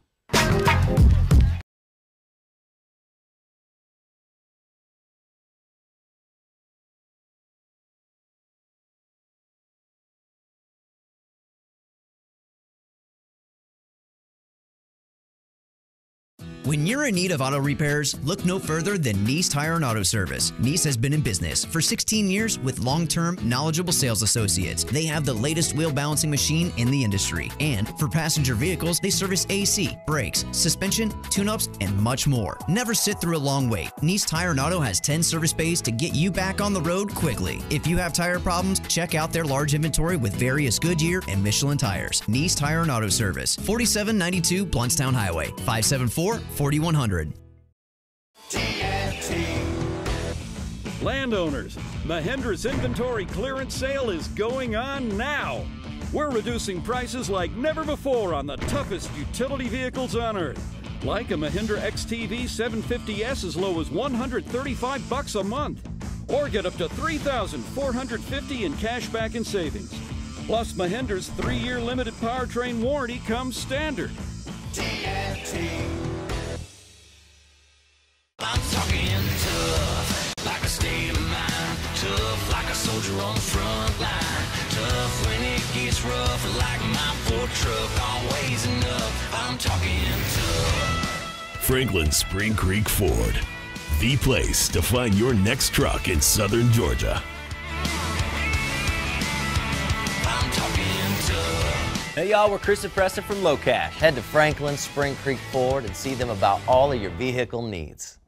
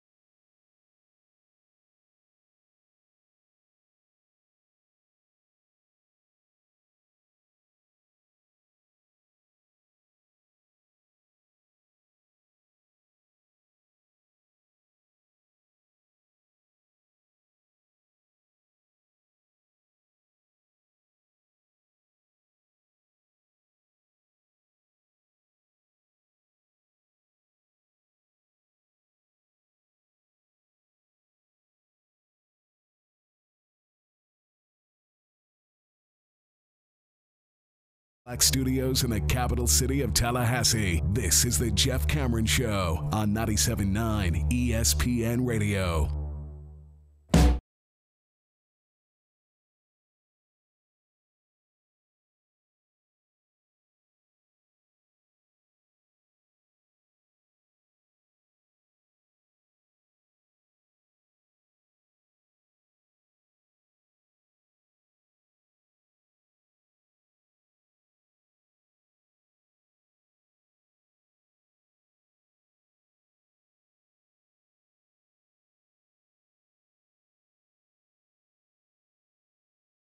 Jeff Cameron Show, 97.9 ESPN Radio. Let's do some beer 30, shall we? Make it happen, baby.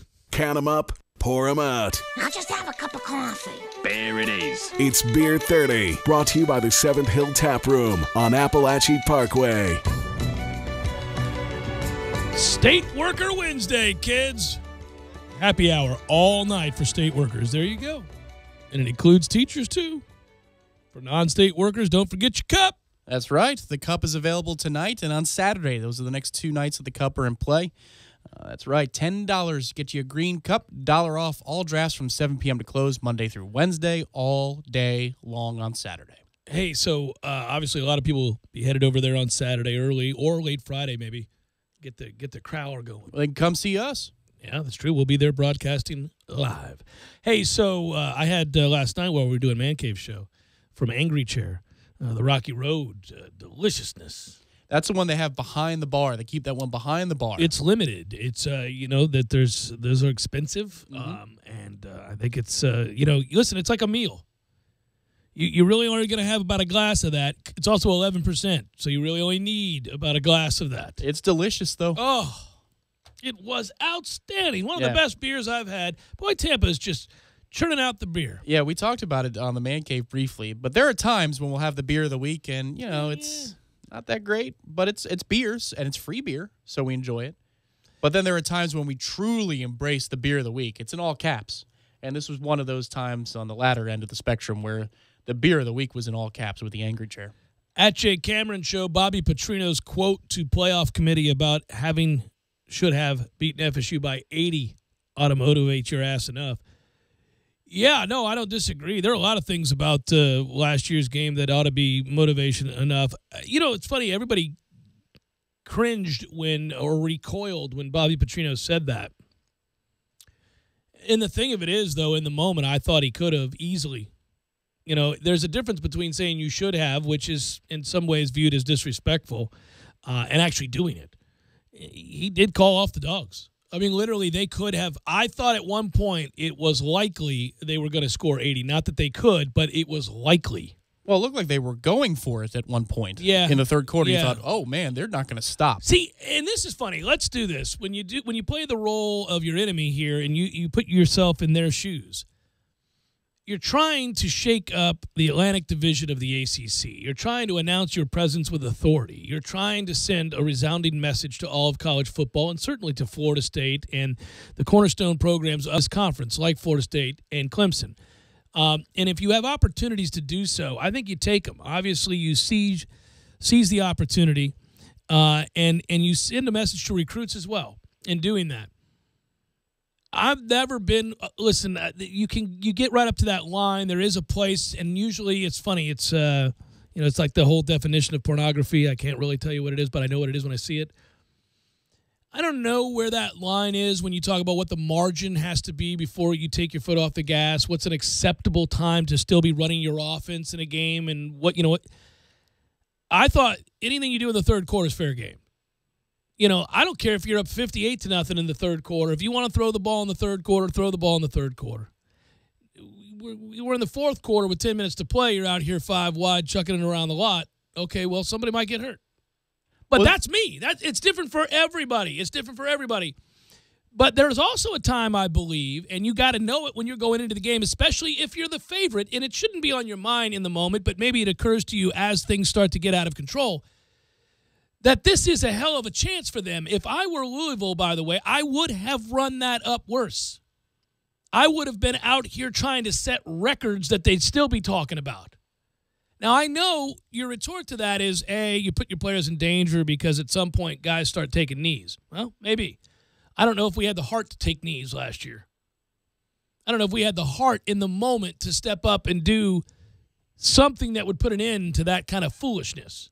We sure didn't show it at any point in the game prior to them calling off the Dogs, did we? So I'm not sure that would have happened, A. B, I really believe in the third quarter, Tom, they could have just kept scoring. Our guys had very well quit. Yeah, here's a play for you. At 48-7, FSU and Clemson, fourth quarter. This is 2013, the win, that big one. Oh, yes. I pulled up the play-by-play because I wanted to see if it was third or fourth quarter. I was right. In my mind, it was the fourth. 48-7 is all right. Well, it's 48-7. Oh, is that play action on the goal line? It's the play action on the goal line to Nick O'Leary. Well, they're selling out on the run, and you're on your own goal line. It's just a play action pass to your tight end. You're up 48-7. Yeah. With 7 minutes and 40 seconds to play. It's a beautiful play. I was very proud of that play. Okay, that's an over-the-line play, though, is it not? I'm not easily offended. I think we established this. I'm just telling you now. Geez. I'm saying, listen, when there's 11 guys in the box and they're not going to let you run it off your goal line and you've had about enough of this with guys selling out, teeing off on your running backs, all right, here's a little play action for that ass. Slow your roll. Get in a standard defense, and we'll run the ball. If you're going to start taking guys out with 11 guys in the box, I'm going to throw. They dictate that too. Yeah, it was so close to being a 99-yard play, the longest play in university history. No, I don't have a problem with that. I remember being happy he threw there. I was like, these guys aren't playing. Because, listen, you have to acquiesce. Yeah. When you're the one being blown out, there are signals to the other coach that you can send that we're done here. No mas. 3 runs up the middle, backup quarterback comes in. Yeah, that's right. Yeah. Okay, you do that. If you're selling out on blitzes in a 48-7 game and trying to kill, we're still balling around here? All right. So I was down on the field for most of that game, just as you were. Yes. But I got up to the press box for a little bit of the second half, and I was, which it was overcrowded. You were in like a school desk, and so I could barely see. It's an obstructed view, but the press box was on that side of that end zone, so you can see that whole play, and it's almost like you're hovering above it. Yeah, I remember thinking he's gone. Right. Okay, so Winston drops back to pass, and it's a play action, and there's O'Leary, and the whole booth goes, oh, like they all let out a groan before the ball is out of his hands, like, oh, no, they did not. And then there's O'Leary. He's running for days because he ain't that fast. No. And it looked like it was going to be a touchdown forever and a day, but I just remember the audible groan throughout. FSU media, Clemson media, national media, everyone went, oh, no, that's just dirty right there. I'd have gotten kicked out because you'd have heard. I know one guy who would have been happy to kick you out. That fat loser. Yeah, it would have been interesting. That was no, I don't think I would have clapped. I can keep it together. That call was something else, though. Well, we were taking the opportunity to send a message, Tom. Sometimes opportunities must be taken. Asses must be kicked. If I had been Louisville a year ago and I was Bobby Petrino, soulless as he is, I would have had 2 things on my mind. The secretary that went flying off my bike as I ditched it. And how many points do you think we can score against Florida State with the time that remains? Triple reverse, where Lamar Jackson gets the 3rd reverse. I would have just said, Lamar, it's 1-2, go. They're not out here trying to tackle anybody today. You're going to put one up for the ages that they'll be chasing for years to come.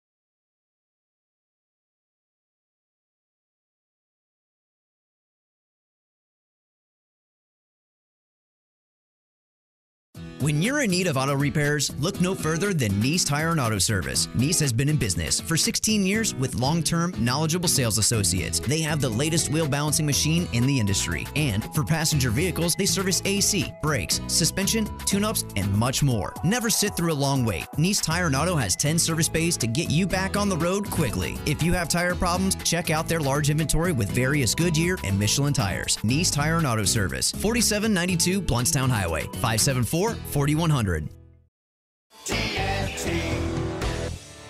Landowners, Mahindra's inventory clearance sale is going on now. We're reducing prices like never before on the toughest tractors on earth. Like a Mahindra EMAX 22 as low as $99 a month. Or get up to $8,100 in cash back and savings. Plus, Mahindra's 7-year limited powertrain warranty comes standard. I'm talking tough, like a state of mind. Tough, like a soldier on the front line. Tough when it gets rough, like my poor truck. Always enough, I'm talking tough. Franklin Spring Creek Ford, the place to find your next truck in southern Georgia. I'm talking tough. Hey y'all, we're Chris and Preston from Low Cash. Head to Franklin Spring Creek Ford and see them about all of your vehicle needs.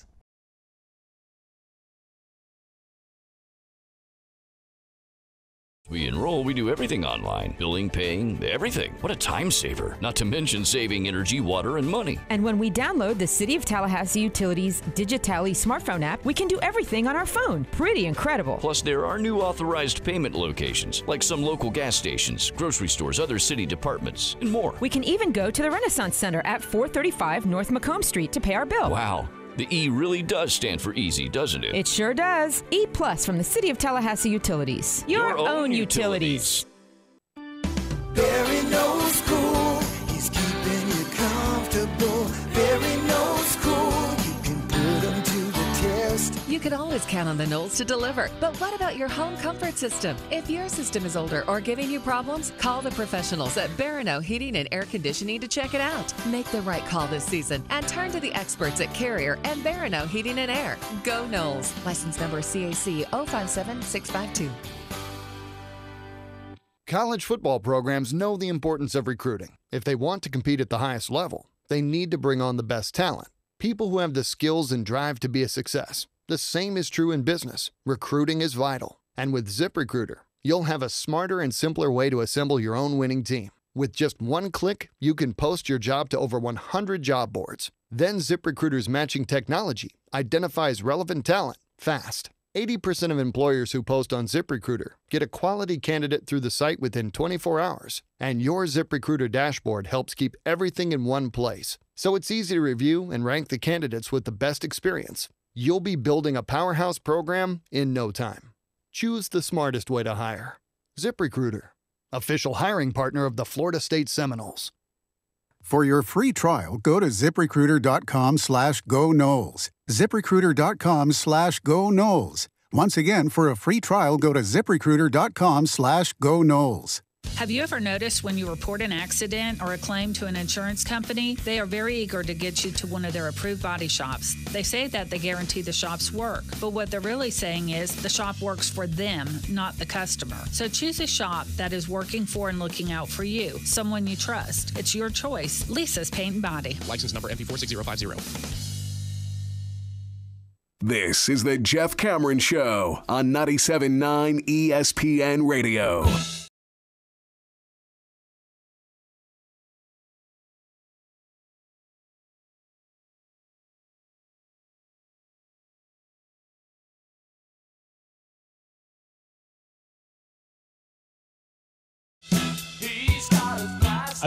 I think I felt the compulsion. I felt the need to go back and watch the Gordon Hayward interview again. I mean, not to interview. He wishes it was an interview. Injury. Oh, man. Really? I think I'm more amazed that the human body could be put through that kind of trauma and that a person could not be just writhing. Shock and adrenaline are crazy defenses, right. Yes. I mean, how great is that? I mean, how great is it that our body does that? saves our ass that way until, or at least temporarily. If you were out in the wilderness and that happened, you're in trouble, buddy. Because not only are you not going to get out of the wilderness and you're injured in a way that is going to allow a bear to seize the opportunity, but rather the adrenaline's going to wear off. Mm-hmm. And all of that's going to come to a crashing end with you feeling immense pain. Yeah, that's Will Ferrell's character in Austin Powers, Mustafa. The wound is beginning to smell like almonds, which is not good. Yeah, man. See, in reality, now he was in pain, quite obviously, but I would imagine it wasn't nearly as intense as it was about to be, and they got out there and, they shot him up. I mean, I would have. Here's some morphine, man. Everything you got. Yeah. Like borderline put me in a coma. I want to wake up with a leg that works 9 months from now. This is not good. This is bad news. I'm seeing my foot facing the wrong direction, guys. I know this isn't good. Knock my ass out until it's next NBA season. And if we can, for a moment, just look at it from a sports angle and not from the humanity of a guy, Oh, sweet Jesus. How do you sleep after that? After that's happened? Don't you have nightmares about something like that for the rest of your life? I would think so. That's the other thing. Our brain is capable of burying these kinds of traumas. I mean, people go through a lot worse than a broken ankle and foot and leg. Next to Phillies fans having a season end on a ground out with Ryan Howard, who, ruptures his Achilles tendon. By the way, it is so wrong of me. I laugh every time somebody brings that up. I laughed when it happened. Not because I took some sick pleasure in poor Ryan Howard rupturing an Achilles tendon, but You're sick, Larry David. You're sick. I did. I remember laughing because I remember thinking, well, that's just absurd. Right. Like, not only is this season over. Yeah. Next but season's you want over. a larger kick in the testicles for a fan base to see the end of a series happen. You can't find it. That was it. That's the one. Like, oh, by the way, your guy, he's also done for next year. This signifies the end of all things good in Philadelphia. We're done here. And it's on that. It's like the baseball guys went, watch this. I mean, it's absurd. Somebody help him off the field now, please. Yeah. Yeah. I'm putting it into this team. Okay, well, it's akin to this because I saw the look in their eyes.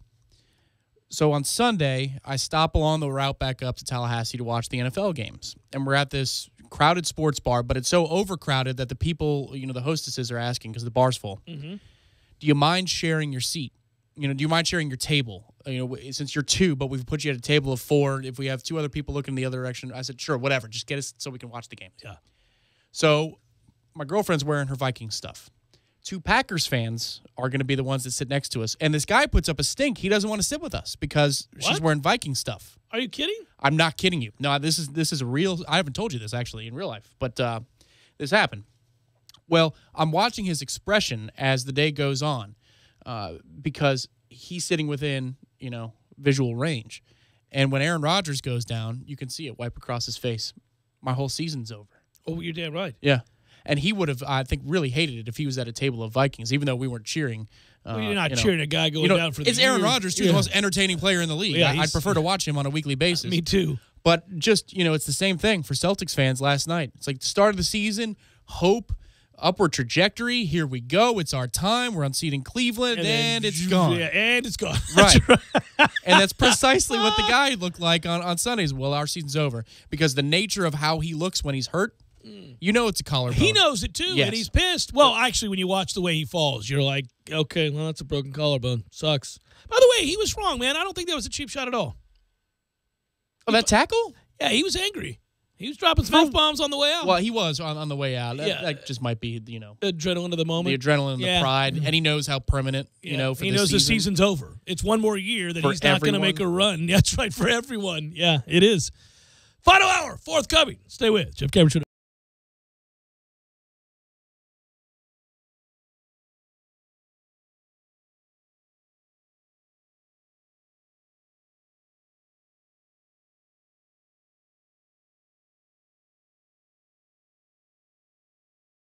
When you're in need of auto repairs, look no further than NEECE Tire and Auto Service. NEECE has been in business for 16 years with long-term, knowledgeable sales associates. They have the latest wheel balancing machine in the industry. And for passenger vehicles, they service AC, brakes, suspension, tune-ups, and much more. Never sit through a long wait. NEECE Tire and Auto has 10 service bays to get you back on the road quickly. If you have tire problems, check out their large inventory with various Goodyear and Michelin tires. NEECE Tire and Auto Service, 4792 Bluntstown Highway, 574-4100.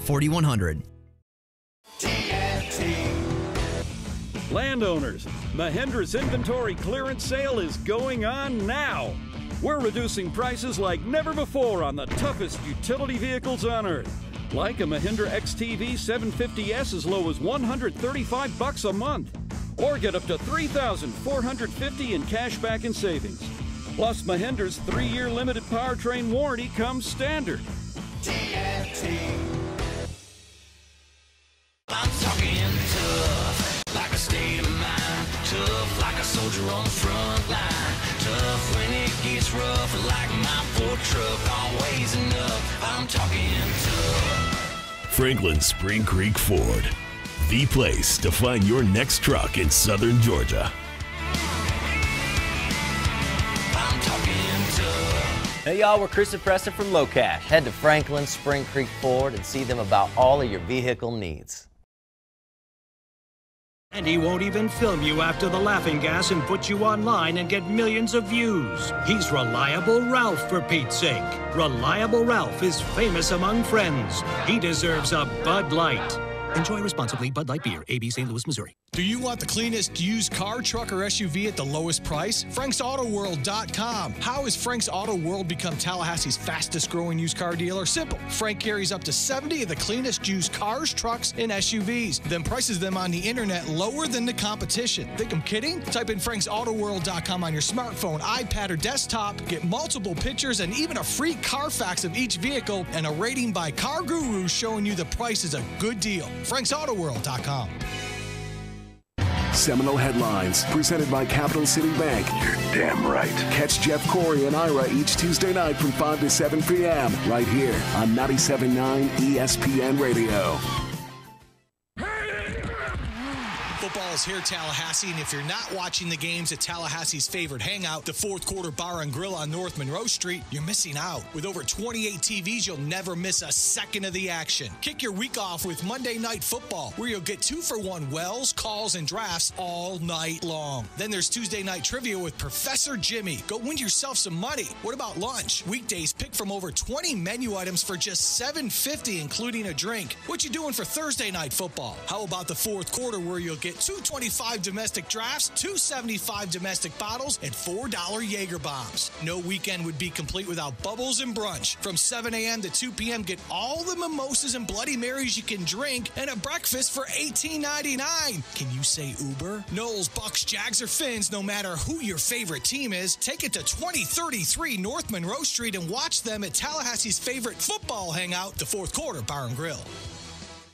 Tee it up at the Edwin Watts Golf Demo Day this Friday from noon till 5 at Killearn Country Club and get custom fit by factory reps from Callaway, Ping, TaylorMade, Titleist, Wilson, Cleveland, Srixon, Bushnell, and Mizuno. Demo Day specials include $20 off fairways and hybrids $199 and up, $30 off drivers $299 and up, and $75 off iron sets $699 and up. Some manufacturer restrictions may apply. It's the Edwin Watts Golf Demo Day this Friday from noon to 5 at Killearn Country Club. Edwin Watts, home of the 90-day, 100% satisfaction guarantee.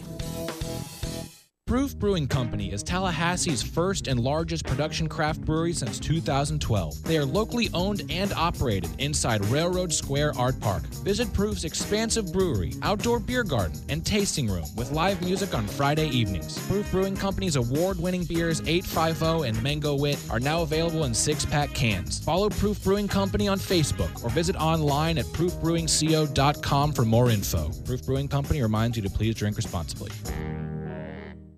Broadcasting live from the Dale Earnhardt Jr. Buick GMC Cadillac Studios. This is 97.9 ESPN Radio, WTSM, Woodville, Thomasville, Tallahassee.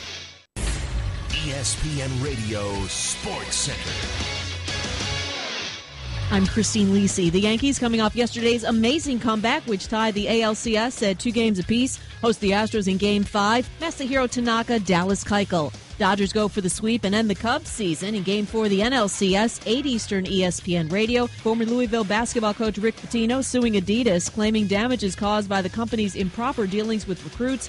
ESPN's Jay Billis' former Louisville Bastino follows tonight's NBA. Adidas claim on ESPN TV. Bulls suspended Bobby Portis 8 games for yesterday's physical altercation with teammate Nikola Mirotic. Mirotic expected to miss 4 to 6 weeks.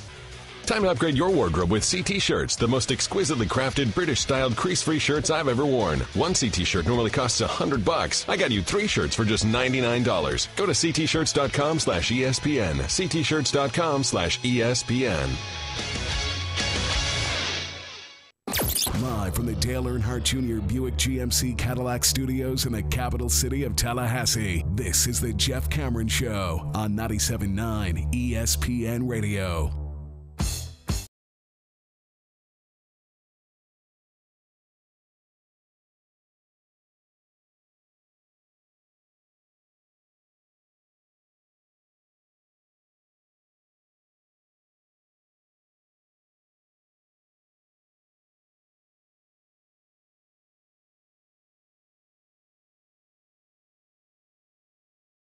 The Jeff Cameron Show, at least for today. Thanks for tuning to it. I'm Jeff. That's Tom. We're online. ESPNTallahassee.com. That's where you go to listen live via the streaming free. Always don't miss anything. But if you miss something, all 3 hours going to be posted both on iTunes and in our own audio vault. That's always a good thing. You can email the show if you like. JCS@979.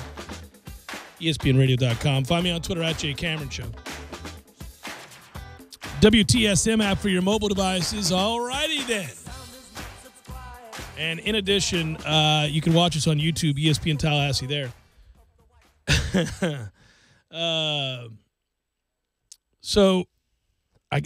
What are you laughing about? Are you laughing about the... I'm just laughing about a South Park episode. Oh. That's what I'm laughing about. Well, we were laughing about South Park episodes a moment ago. Correct. That will send you down a path of laughing about South Park episodes for... Moving on, right? Yeah. With the pee-pee. Oh, well, I'm a sucker for that episode. On the pee-pee. I got you. Yeah, that was good. Florida State, Louisville. That's it. Come on. Come on back. Come on back. That is a good one. Pee-pee, we have to close down the park. No, you cannot close down the pee-pee. Oh, all right. So if you haven't seen the Gordon Hayward injury, do yourself a favor and go watch it 47 times. Or zero. Or none. Or none. Or none. You got to go all in, Tom, Yeah. or not at all. No, if you're queasy about these things, there's audio involved. No, just well, you're stay really away. more upset about the audio, Yes. aren't you? Oh, yes. I was reading a story today on SI about the start of the NBA season, and what a downer, obviously, that was. If you're a Celtics fan, you're like, all right, I like our... Okay, we're done here. That's the end of that. And the Yankees are coming back on the Astros. This is a tough day. What the hell? What are we doing here? Yeah, so that was tough. But the story wasn't so much about that. It was about the infusion of some storylines that haven't existed in the East in a while, and I agreed with that. And you know how I'm kind of interested in the Sixers. I've joked about that, but I am. Well, here's what I didn't know. And I get this is why, and I'll get to football in a second, but I get this is why ESPN does what they do with just endless promotion for the NBA. Well, they've invested billions of dollars in the NBA. They need the NBA to work.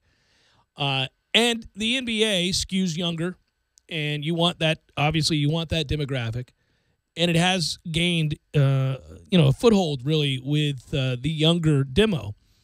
And so I get all the angles here, but they would have you believe that it's on the cusp of taking over the NFL. No. I was looking at numbers. NBA viewership, the league's national average audience across ABC, ESPN, NBA TV, and so any place you can get the damn NBA, all right, all of the places, was down over 6% last year. That's a significant drop-off.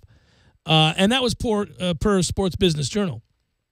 TNT had its lowest regular season ratings since 2007. So you got to go back a ways to find something that had performed that poorly. ABC had its lowest regular season viewership since 2007. ESPN's viewership was down 5% from the previous year for NBA games. NBA TV was down, about 345,000 viewers. Not that's the local TV ratings, by the way, in each of the NBA cities. If you want a more accurate and depiction of NBA cities, obviously around here they're not going to have good ratings. So if you just want to take it to markets where they have a team, we're down 14%.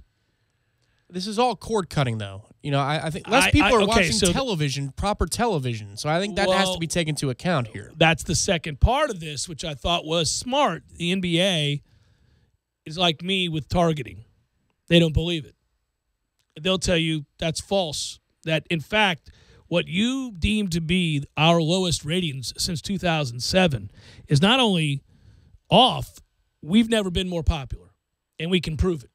And it's because of people watching on their iPads or whatever other device. It's because you're able to watch on your phone. It's because you can get it through your PS4 or your Xbox, and it's because you can. Yes, that's what they're saying. Here comes the PR battle, the huge PR battle between the networks and the stats. The people who are just looking at hard ratings and they don't care the process. They're telling you the numbers. Mm-hmm. And ESPN PR, like I said, for the next 10 years, they're going to put out something about the most watched game on ESPN's platform of digital networks of all time. Right. Well, it's not hard to break 1.8 million unique viewers over the course, whatever it is. That's going to keep going. The PR machine is going to keep touting those things as great successes.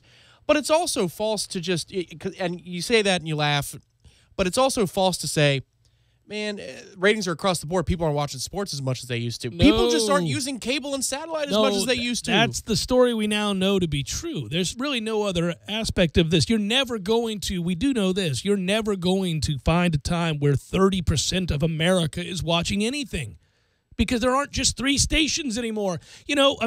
Back in the day, you had 3 or 4 stations to choose from. Monday Night Football ratings were pretty damn good. Yeah, I think you can reasonably assume that Food Network's ratings are down in the last 5 years as well. That's the thing. Like, I'm not even trying to defend ESPN. I'm just talking about the realities of consumption. They've changed. So if you want to project whatever it is you're trying to project on lower ratings, interest level, whatever, people aren't watching sports, people don't like it for this reason or that reason. That's a conversation going on right now with the NFL.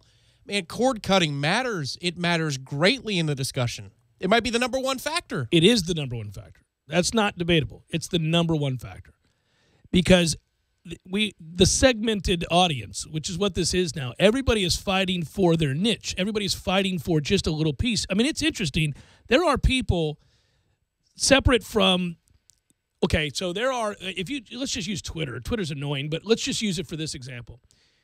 You ever like read a story about a player on another team or a team from a different region that you're going to be playing down the line and you want to learn more about, and you then click on the story and the guy or gal does a good job, and you're really impressed with their writing and their insight. And you're like, who is this? I've never read, Lisa Smith. Who is this Lisa Smith? And then you click on her Twitter thing and she's got 32,000 followers, and you'd go, well, I've never even heard of Lisa Smith, and she's got 32,000. Well, because she owns that market, because she's a good writer. She does good work for that team in that region, and she has her own segmented group of people that's we do. Some guy in Utah has no idea who I am. Twitter's not the ultimate guide, but we got 14,000 people following me or whatever it is. I mean, that's, you know what I mean? That's true on a national scale for our sports. There are so many places to go to find what you want to watch. So many places now. I mean, there are shows that are immensely popular with different demographics that I'm 46. Somebody 18 is watching something very different. But if they own that group, then they can obviously make the money they need to make to continue to produce good programming, to expand, whatever it might be that the end goal is. And they don't need me.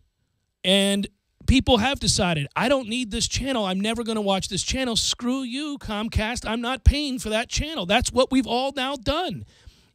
We're never going back. That's never going to happen. We need to get rid of these kinds of ratings because they really are in no way reflective of people's viewership anymore. Right. Yeah. And I'm sure there's going to be a new method with either Nielsen or whomever. I'm not saying the NBA is more popular than ever before.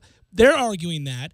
But those ratings, because they're using traditional ratings, are arguing the opposite. They're saying, no, Right. actually, the sport is declining. I don't think that's true either. Well, and we talked about this a couple of months ago where the NFL is trying to count, people in bars now, to try and get the traditional ratings up, and because they don't want Sell to it give to advertisers. Well, yes, because the big deal is if they don't hit a certain percentage or a certain number of the share, then they have to give make goods to high-priced clients. That's they have right. to put these make goods during whatever windows, but that's money lost because, major TV networks will sell out. So they don't want to give away free spots for no damn reason. But I think it's 6 of 1 on one side and a half a dozen on the other side. The networks are wrong for trying to build up these ratings to an inflated place where they're not. But at the same time, if you're trying to say and project that, well, this obviously means that people have turned their back on ESPN or people have turned their back on the NFL or the NBA or MLB, that's just simply not true. Where the people best have turned their back on television. Right. And the traditional the providers of television. right. Yes. The traditional forms, right. You know who is going to survive in all of this? The company we work for. They're too big to fail, if you will. They can survive these huge loss in profits until they figure it out, which they've already started to figure out. Well, yeah, but what they'll do along the way is, for example, the intentional talk show. They'll pick up shows that they don't have to pay for. That's or correct. They'll pay people cents on the dollar to make sure it works, but it's going to work. Well, yeah. that's called figuring it out. That's what they're doing. They have figured out that, and where ESPN used to be so good was projecting 10 and 15 years down the road what was going to be popular, what they ought to have a piece of, and why.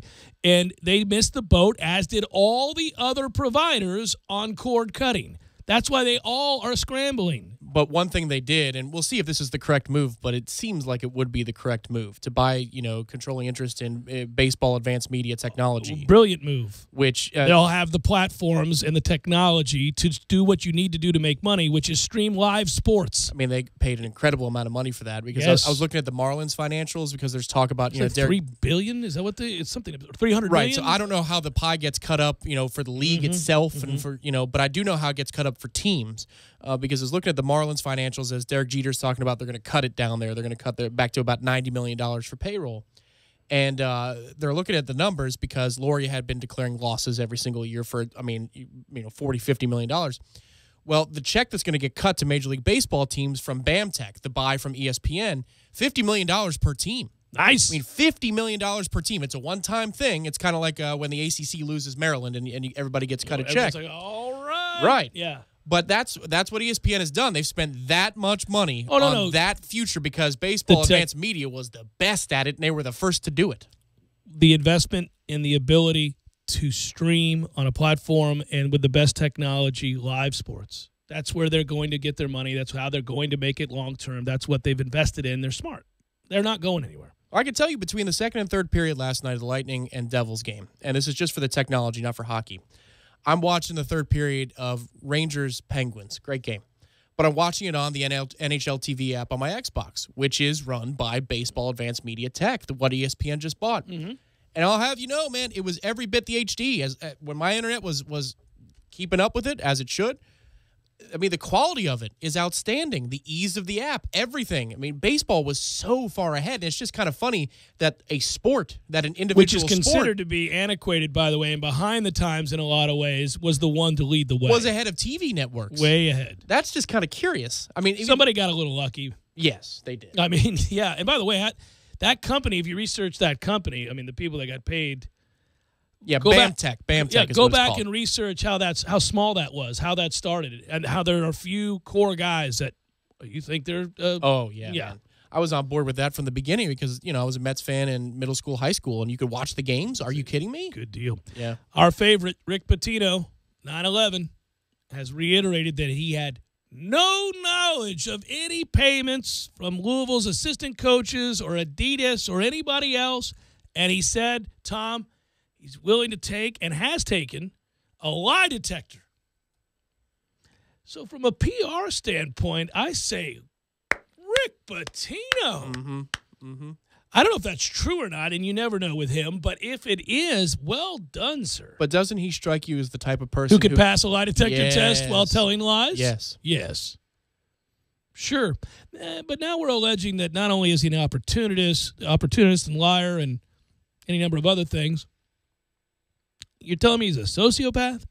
he can truly convince himself he didn't do this if he didn't do it? Well, it takes a special kind of person to invoke 9/11 to say the look over here thing. So who knows what he's capable of? He's probably convinced himself of some form of sacrifice. Again, he's probably convinced himself he threw on a uniform. And he ran up the stairs and it saved people. Somehow got out. It's part of a wide-ranging interview with ESPN's Jay Billis. This will be interesting because Jay's not going to pull punches, I don't believe.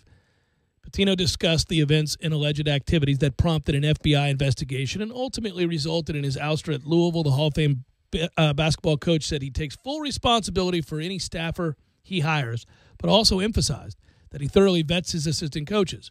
Pitino referred to the lie detector test on multiple occasions, telling Billis that one of the toughest things you have to do, and I hope you never do it, is to take a lie detector test.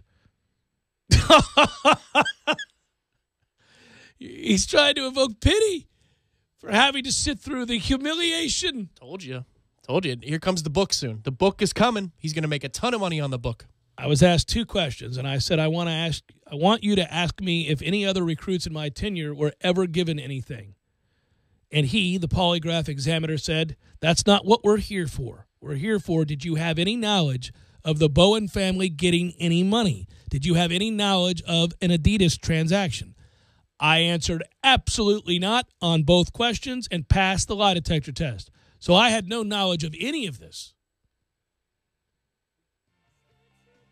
It's possible you would be so far removed that you wouldn't know what your minions are doing for you, and they would, to save you, keep you out of the loop. Or he knows how to lie on a lie detector test. Happened. Or it never happened. Or this story is completely false. There was no such person and no test has ever been taken. And somebody in a room is going, what the? Oh, well done. Well done. Who's going to call him on it?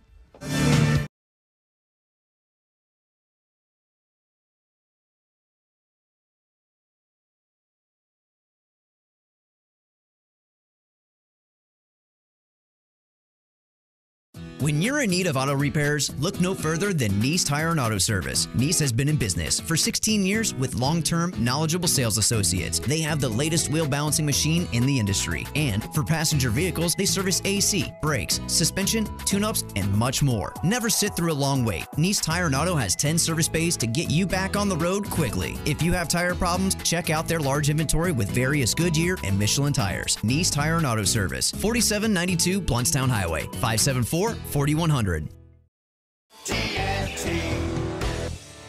Landowners, Mahindra's inventory clearance sale is going on now. We're reducing prices like never before on the toughest tractors on earth. Like a Mahindra EMAX 22 as low as $99 a month. Or get up to $8,100 in cash back and savings. Plus, Mahindra's 7-year limited powertrain warranty comes standard.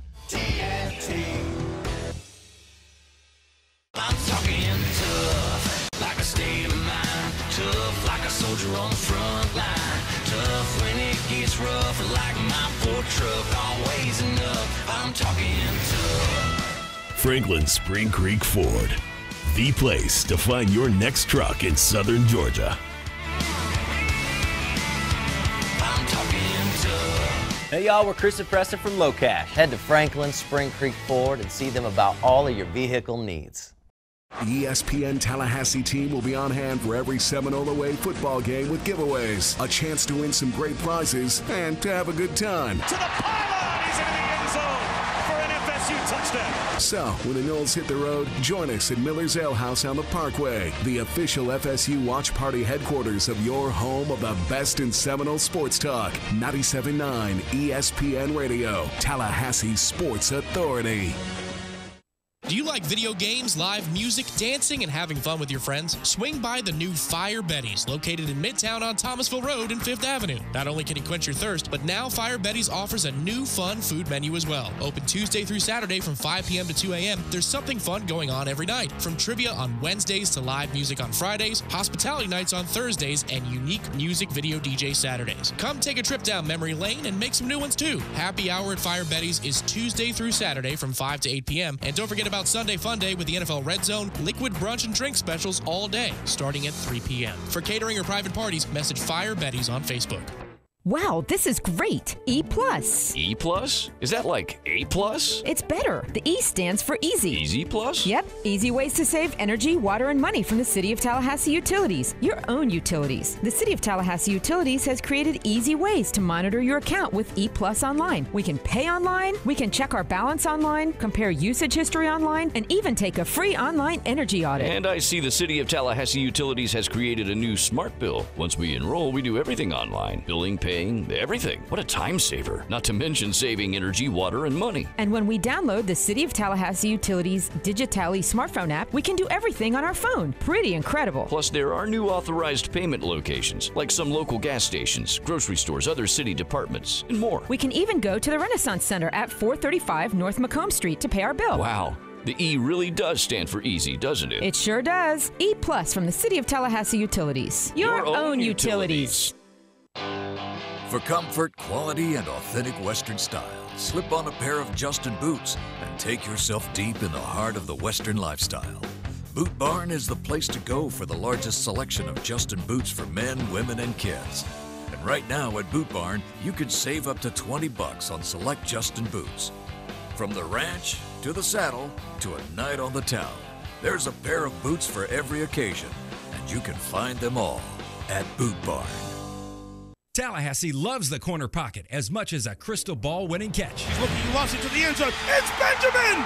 Touchdown! With 13 seconds left! The 97.9 ESPN radio special is a must-have every Monday and Wednesday at the corner pocket. 10 mouth-watering wings, a fresh side of fries, and a chilled domestic pint of beer are just $9.79 all day long. Be sure and try the fish blend of sauces, a true wing eater's favorite. The Corner Pocket Bar and Grill. He's gone! Home of Trivia Tuesday, Beer Bingo Thursday, and the daily $7.99 lunch special. The big game is almost here, but you can't afford to go because ticket prices are through the roof. Don't worry, we got your back. Anytix.com offers you the lowest price tickets, guaranteed. Anytix.com doesn't mark up tickets. Anytix.com has zero. That's right, no buyer, seller, or service fees. For a small monthly fee of $9.99, you get access to all their wholesale tickets. Go to Anytix.com today. That's Anytix, Tixx. Enter the coupon code ESPN Tally and get 20% off your subscription. Anytix.com, changing the way you buy tickets. You're locked in with the Jeff Cameron Show on 97.9 ESPN Radio.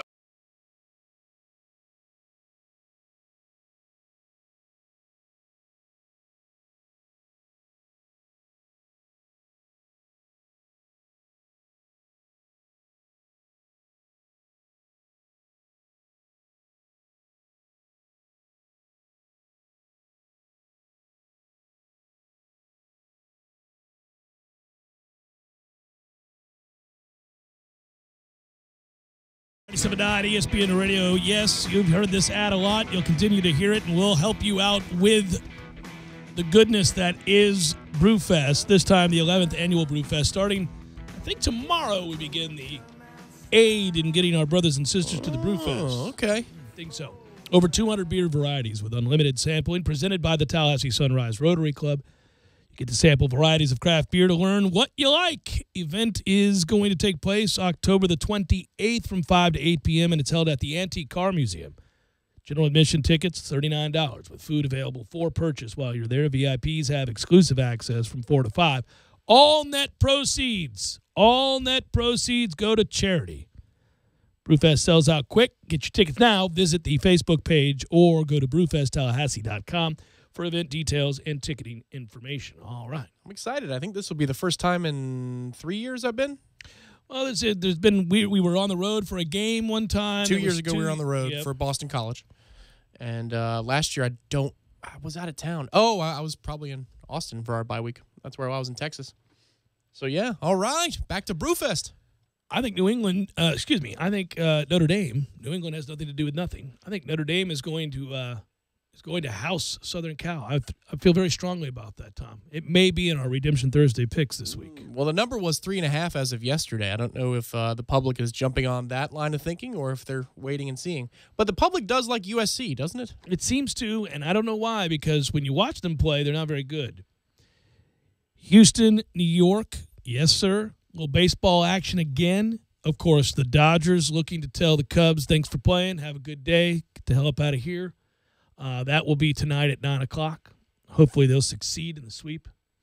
We shall see. That's good. There is good hockey on the horizon here tonight. You've got me, Tom. It's day after day now. I am hooked in. It's good. Well, they're bothering to care, and it seems the Lightning every night plays somebody who is 5-1 or 4-0-1 or something like that. Well, they are again tomorrow. Yeah, Columbus tomorrow, and then if I have that right, and then it's Pittsburgh on Saturday. So yes, I mean, it's just murderer's row to start the season. Talking about, and if you're again inclined, and many of our audience is, you get to take all this in. Of course, you got ALCS, NLCS.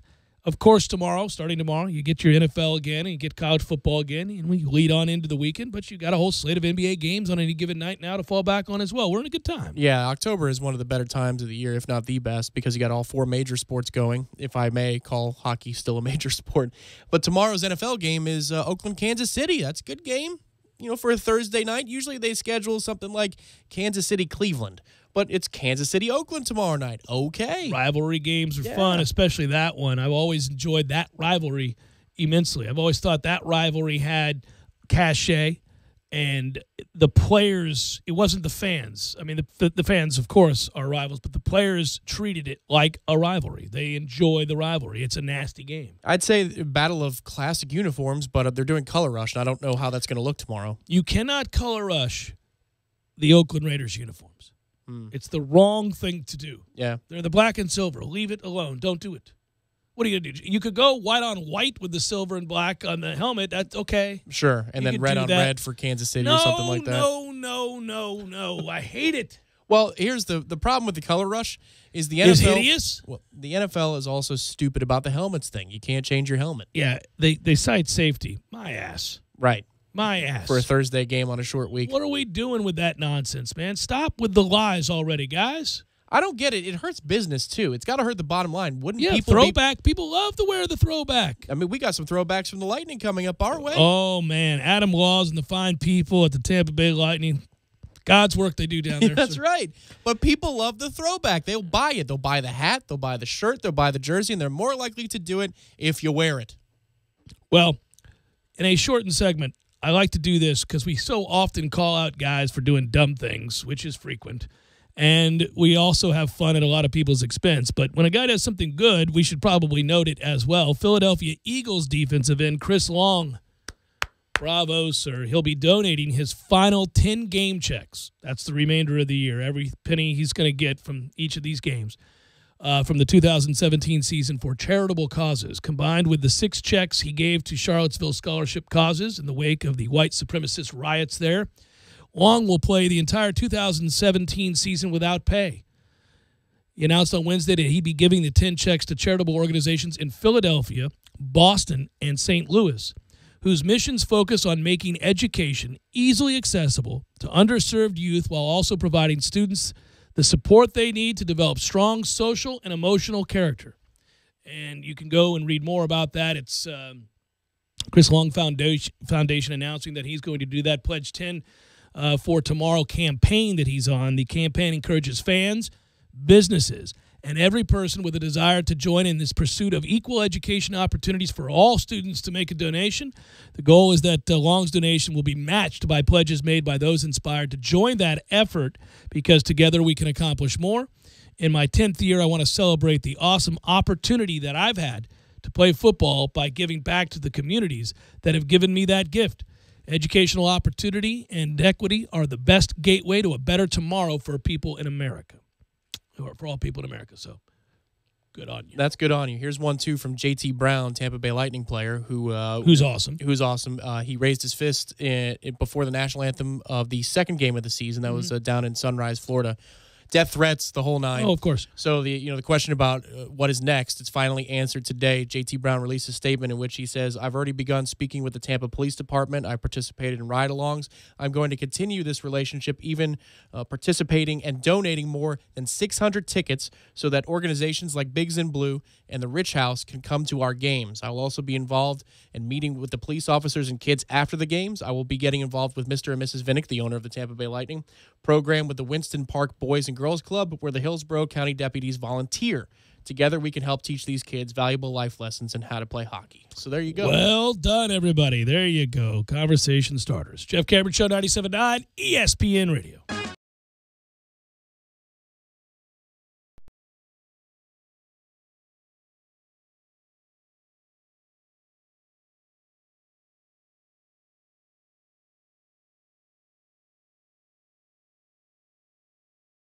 When you're in need of auto repairs, look no further than NEECE Tire and Auto Service. NEECE has been in business for 16 years with long-term, knowledgeable sales associates. They have the latest wheel balancing machine in the industry. And for passenger vehicles, they service AC, brakes, suspension, tune-ups, and much more. Never sit through a long wait. NEECE Tire and Auto has 10 service bays to get you back on the road quickly. If you have tire problems, check out their large inventory with various Goodyear and Michelin tires. NEECE Tire and Auto Service, 4792 Bluntstown Highway, 574-4100.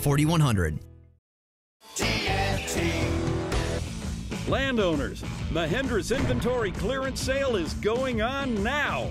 We're reducing prices like never before on the toughest utility vehicles on earth. Like a Mahindra XTV 750S as low as $135 a month. Or get up to $3,450 in cash back and savings.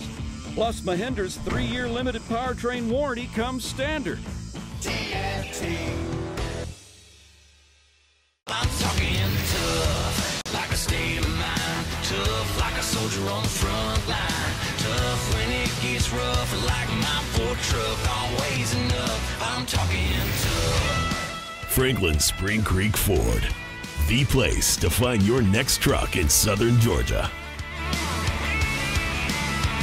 I'm talking tough. Hey y'all, we're Chris and Preston from Low Cash. Head to Franklin Spring Creek Ford and see them about all of your vehicle needs.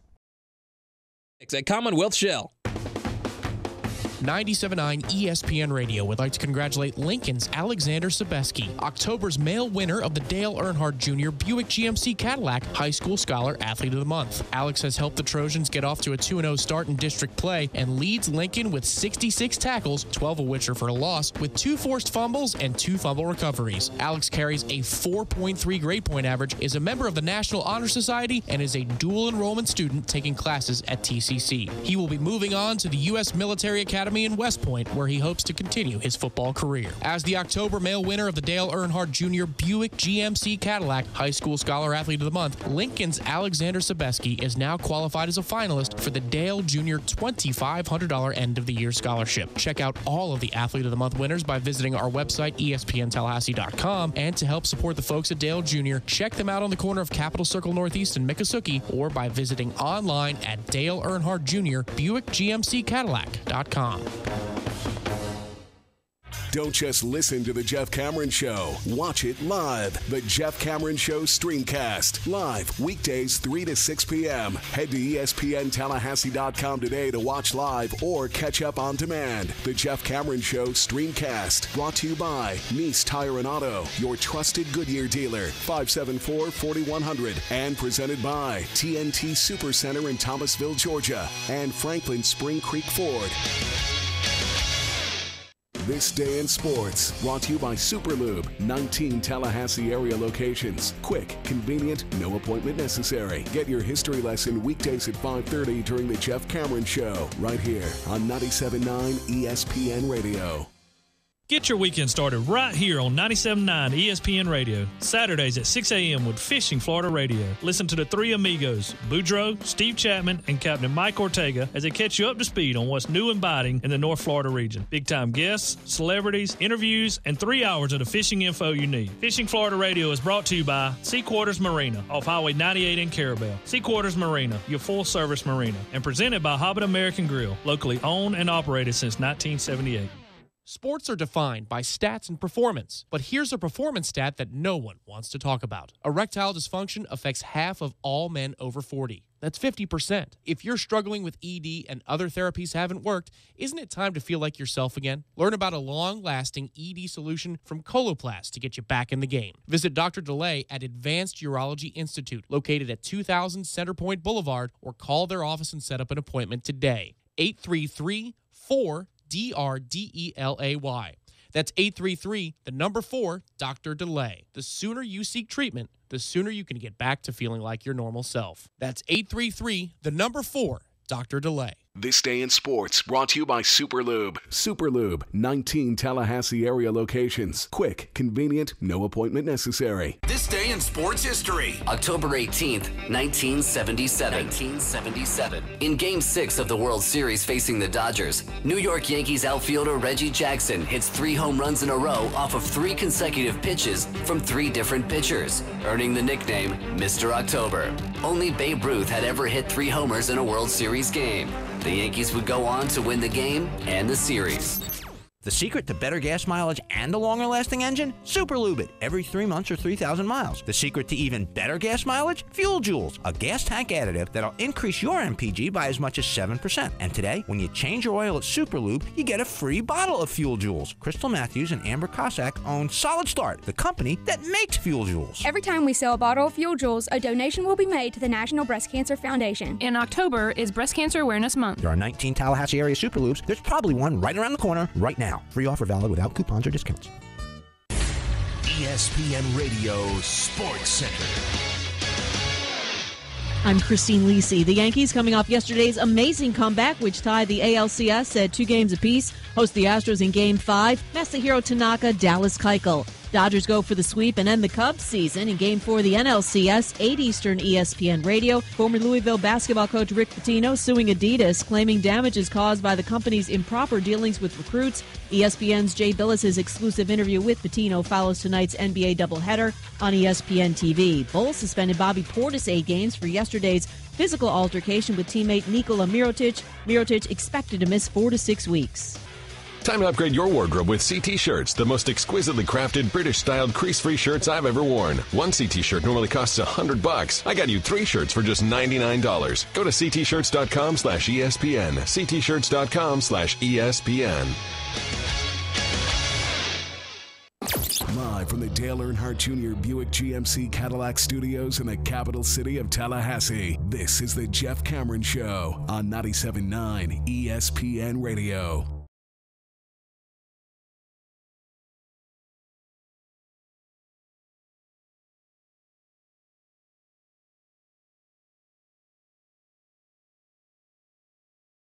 Latest Scuttlebucks podcast is up on iTunes.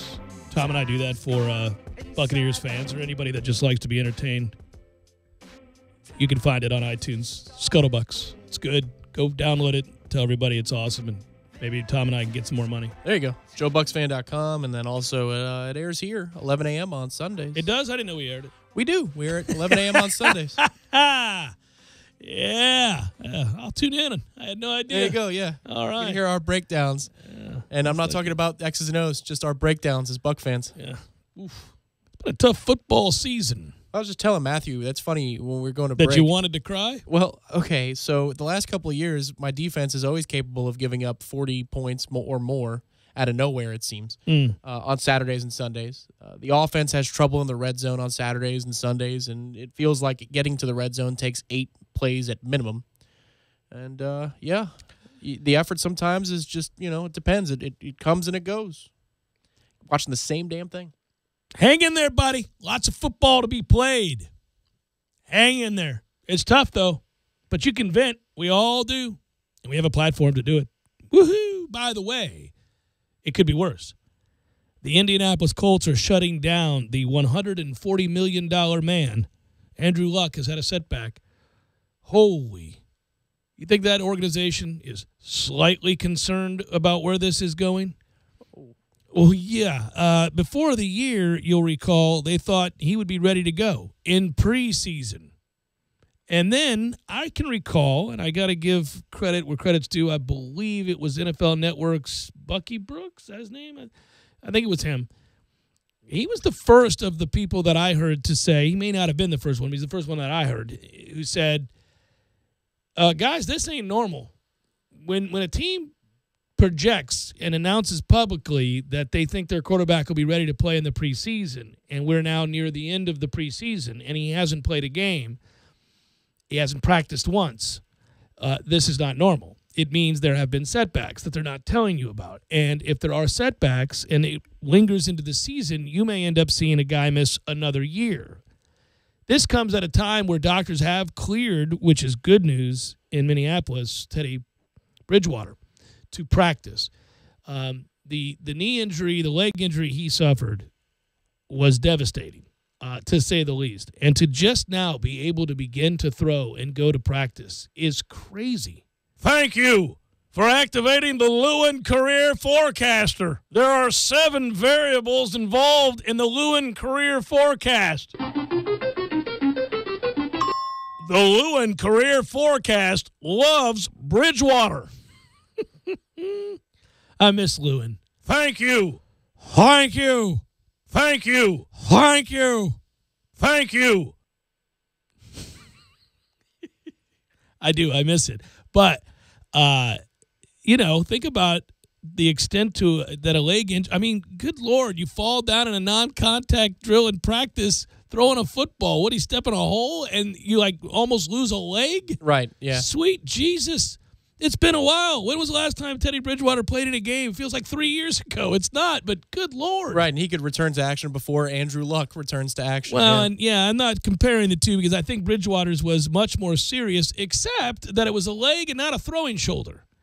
So now I would be beginning to get concerned. And, oh, by the way, I'm fully aware that perhaps I've somehow summoned the wrong kind of mojo because the Buccaneers starting cornerback and former Florida State great Jameis Winston is suffering from a shoulder injury and may not play this weekend, which means we'll have to watch Fitzpatrick play against the Bills. And Well, Bills fans love watching Fitzpatrick play on the field again in Buffalo. I'm not going to say what I was going to say. I'll just, hey, hopefully he'll play well, and we'll see what happens. I've seen the Andrew Luck song and dance before. It's called The End of the Career of David Wright.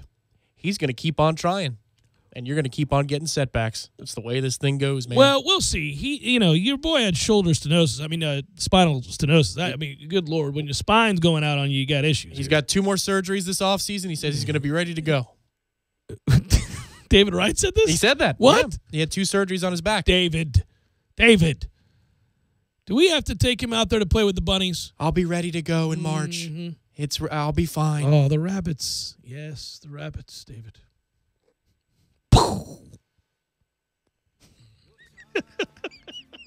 It's the Jeff Cameron Show.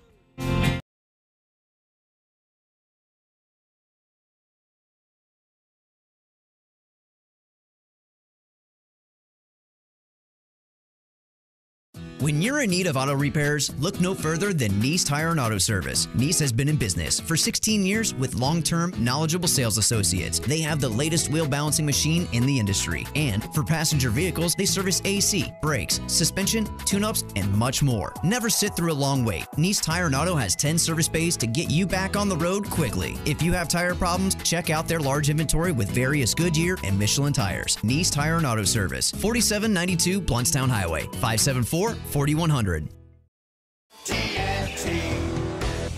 Landowners, Mahindra's inventory clearance sale is going on now. We're reducing prices like never before on the toughest utility vehicles on earth. Like a Mahindra XTV 750S as low as $135 a month. Or get up to $3,450 in cash back and savings. Plus, Mahindra's 3-year limited powertrain warranty comes standard. I'm talking tough, like a state of mind. Tough, like a soldier on the front line. Tough when it gets rough, like my Ford truck, always enough. I'm talking tough. Franklin Spring Creek Ford, the place to find your next truck in southern Georgia. I'm talking tough. Hey y'all, we're Chris and Preston from Low Cash. Head to Franklin Spring Creek Ford and see them about all of your vehicle needs. Ahead of kickoff before the Knowles defend home turf. Hey, on Saturday, we're going to play a game. We're going to most likely win that game, and we're going to celebrate on Sunday. Tallahassee Game Day is brought to you by Whole Foods Market, a leader in natural and organic food that brings the highest quality of local and global products to Tallahassee. Whole Foods Market, located at 1817 Thomasville Road, and presented by MMT Clinics of Florida. Visit MMTCFL.com. To the pylon! That's a Seminoles touchdown! The secret to better gas mileage and a longer-lasting engine? Super Lube It every 3 months or 3,000 miles. The secret to even better gas mileage? Fuel Joules, a gas tank additive that'll increase your MPG by as much as 7%. And today, when you change your oil at Super Lube, you get a free bottle of Fuel Joules. Crystal Matthews and Amber Cossack own Solid Start, the company that makes Fuel Joules. Every time we sell a bottle of Fuel Joules, a donation will be made to the National Breast Cancer Foundation. In October is Breast Cancer Awareness Month. There are 19 Tallahassee area Super Lubes. There's probably one right around the corner right now. Free offer valid without coupons or discounts.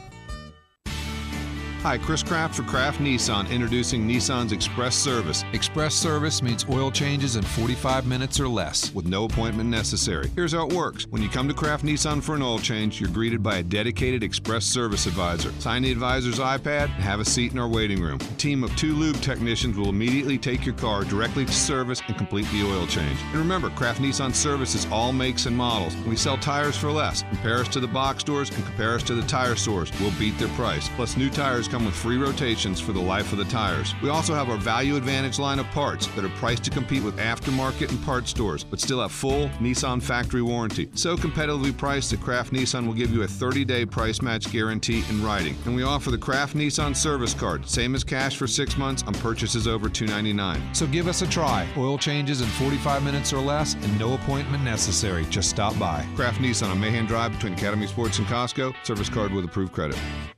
Landowners, Mahindra's inventory clearance sale is going on now. We're reducing prices like never before on the toughest tractors on earth. Like a Mahindra E-Max 22 as low as $99 a month, or up to $8,100 in cash back and savings. Only from Mahindra. North Florida and South Georgia's authorized Mahindra dealer is TNT Super Center, US 19 South in Thomasville, and at TNTSuperCenter.com. Offer with approved credit. See dealer for details. Program restrictions may apply.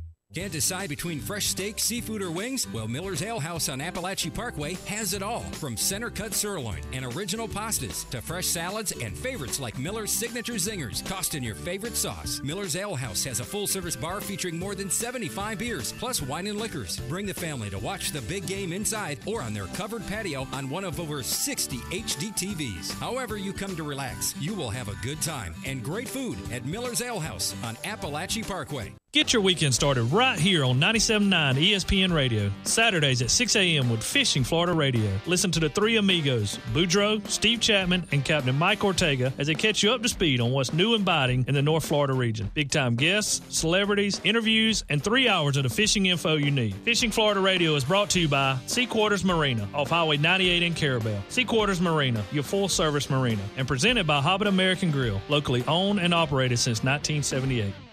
Miller's Tree Service, we go out on a limb for you. Hey, this is Clay Culpepper with Miller's Tree Service. Summertime is here and storm season is right around the corner. We offer free consultations with a certified arborist where we meet with you and advise you on which trees are healthy, diseased, dead, or ones that may need trimming or even removal. Miller's Tree Service, we go out on a limb for you. Give us a call at 894-TREE. This is the Jeff Cameron Show. Jeff Cameron Show on 97.9 ESPN Radio.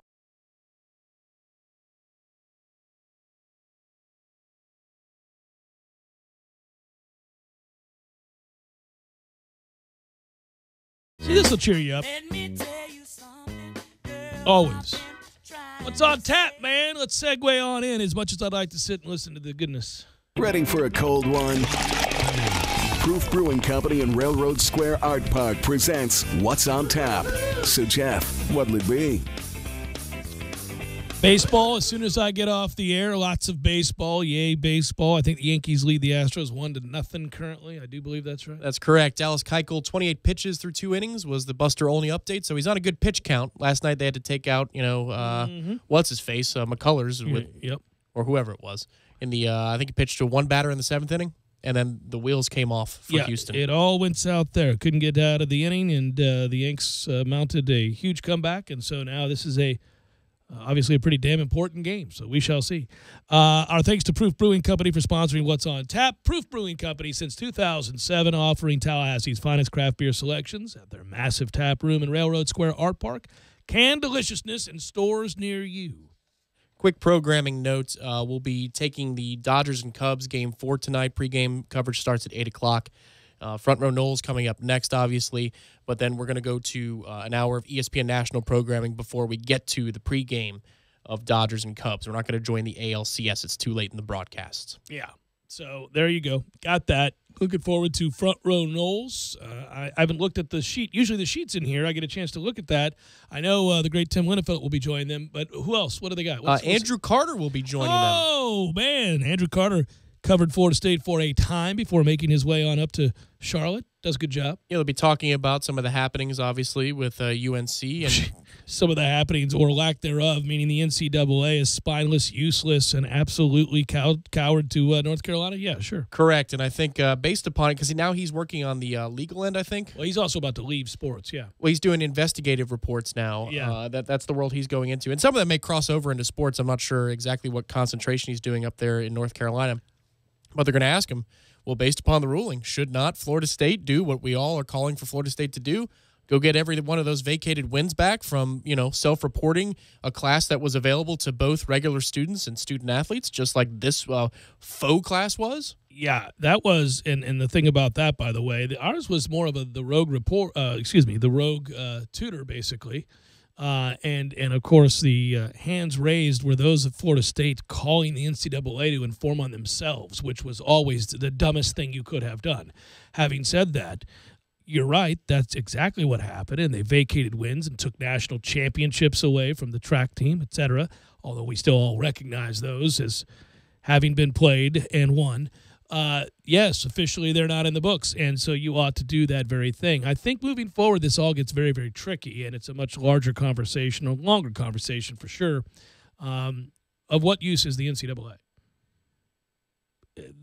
North Carolina's situation was, by definition, a lack of institutional control. We're done talking here. If you can't get that one right, you can't get anything right. And these are all this is a volunteer membership. The people who abide by the rules of the NCAA do so voluntarily because they belong to the NCAA as they choose to be. But it won't take much.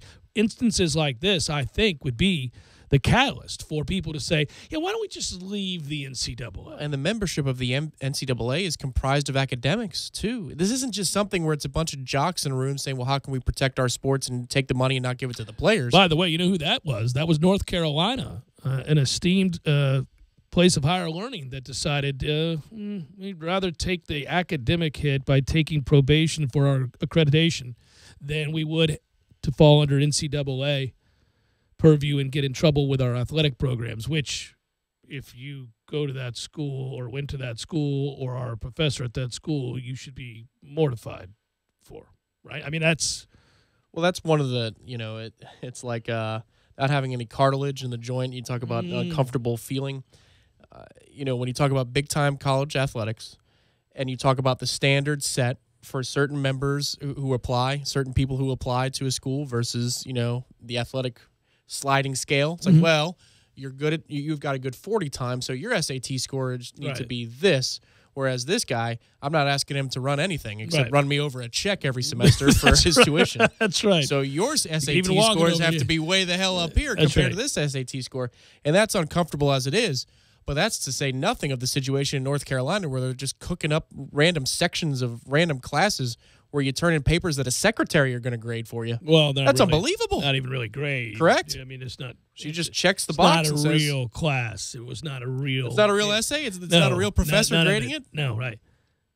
And it benefited, they argue, all the students of North Carolina and not just the athletes. And hence, you can't really do anything to us guys. And it worked.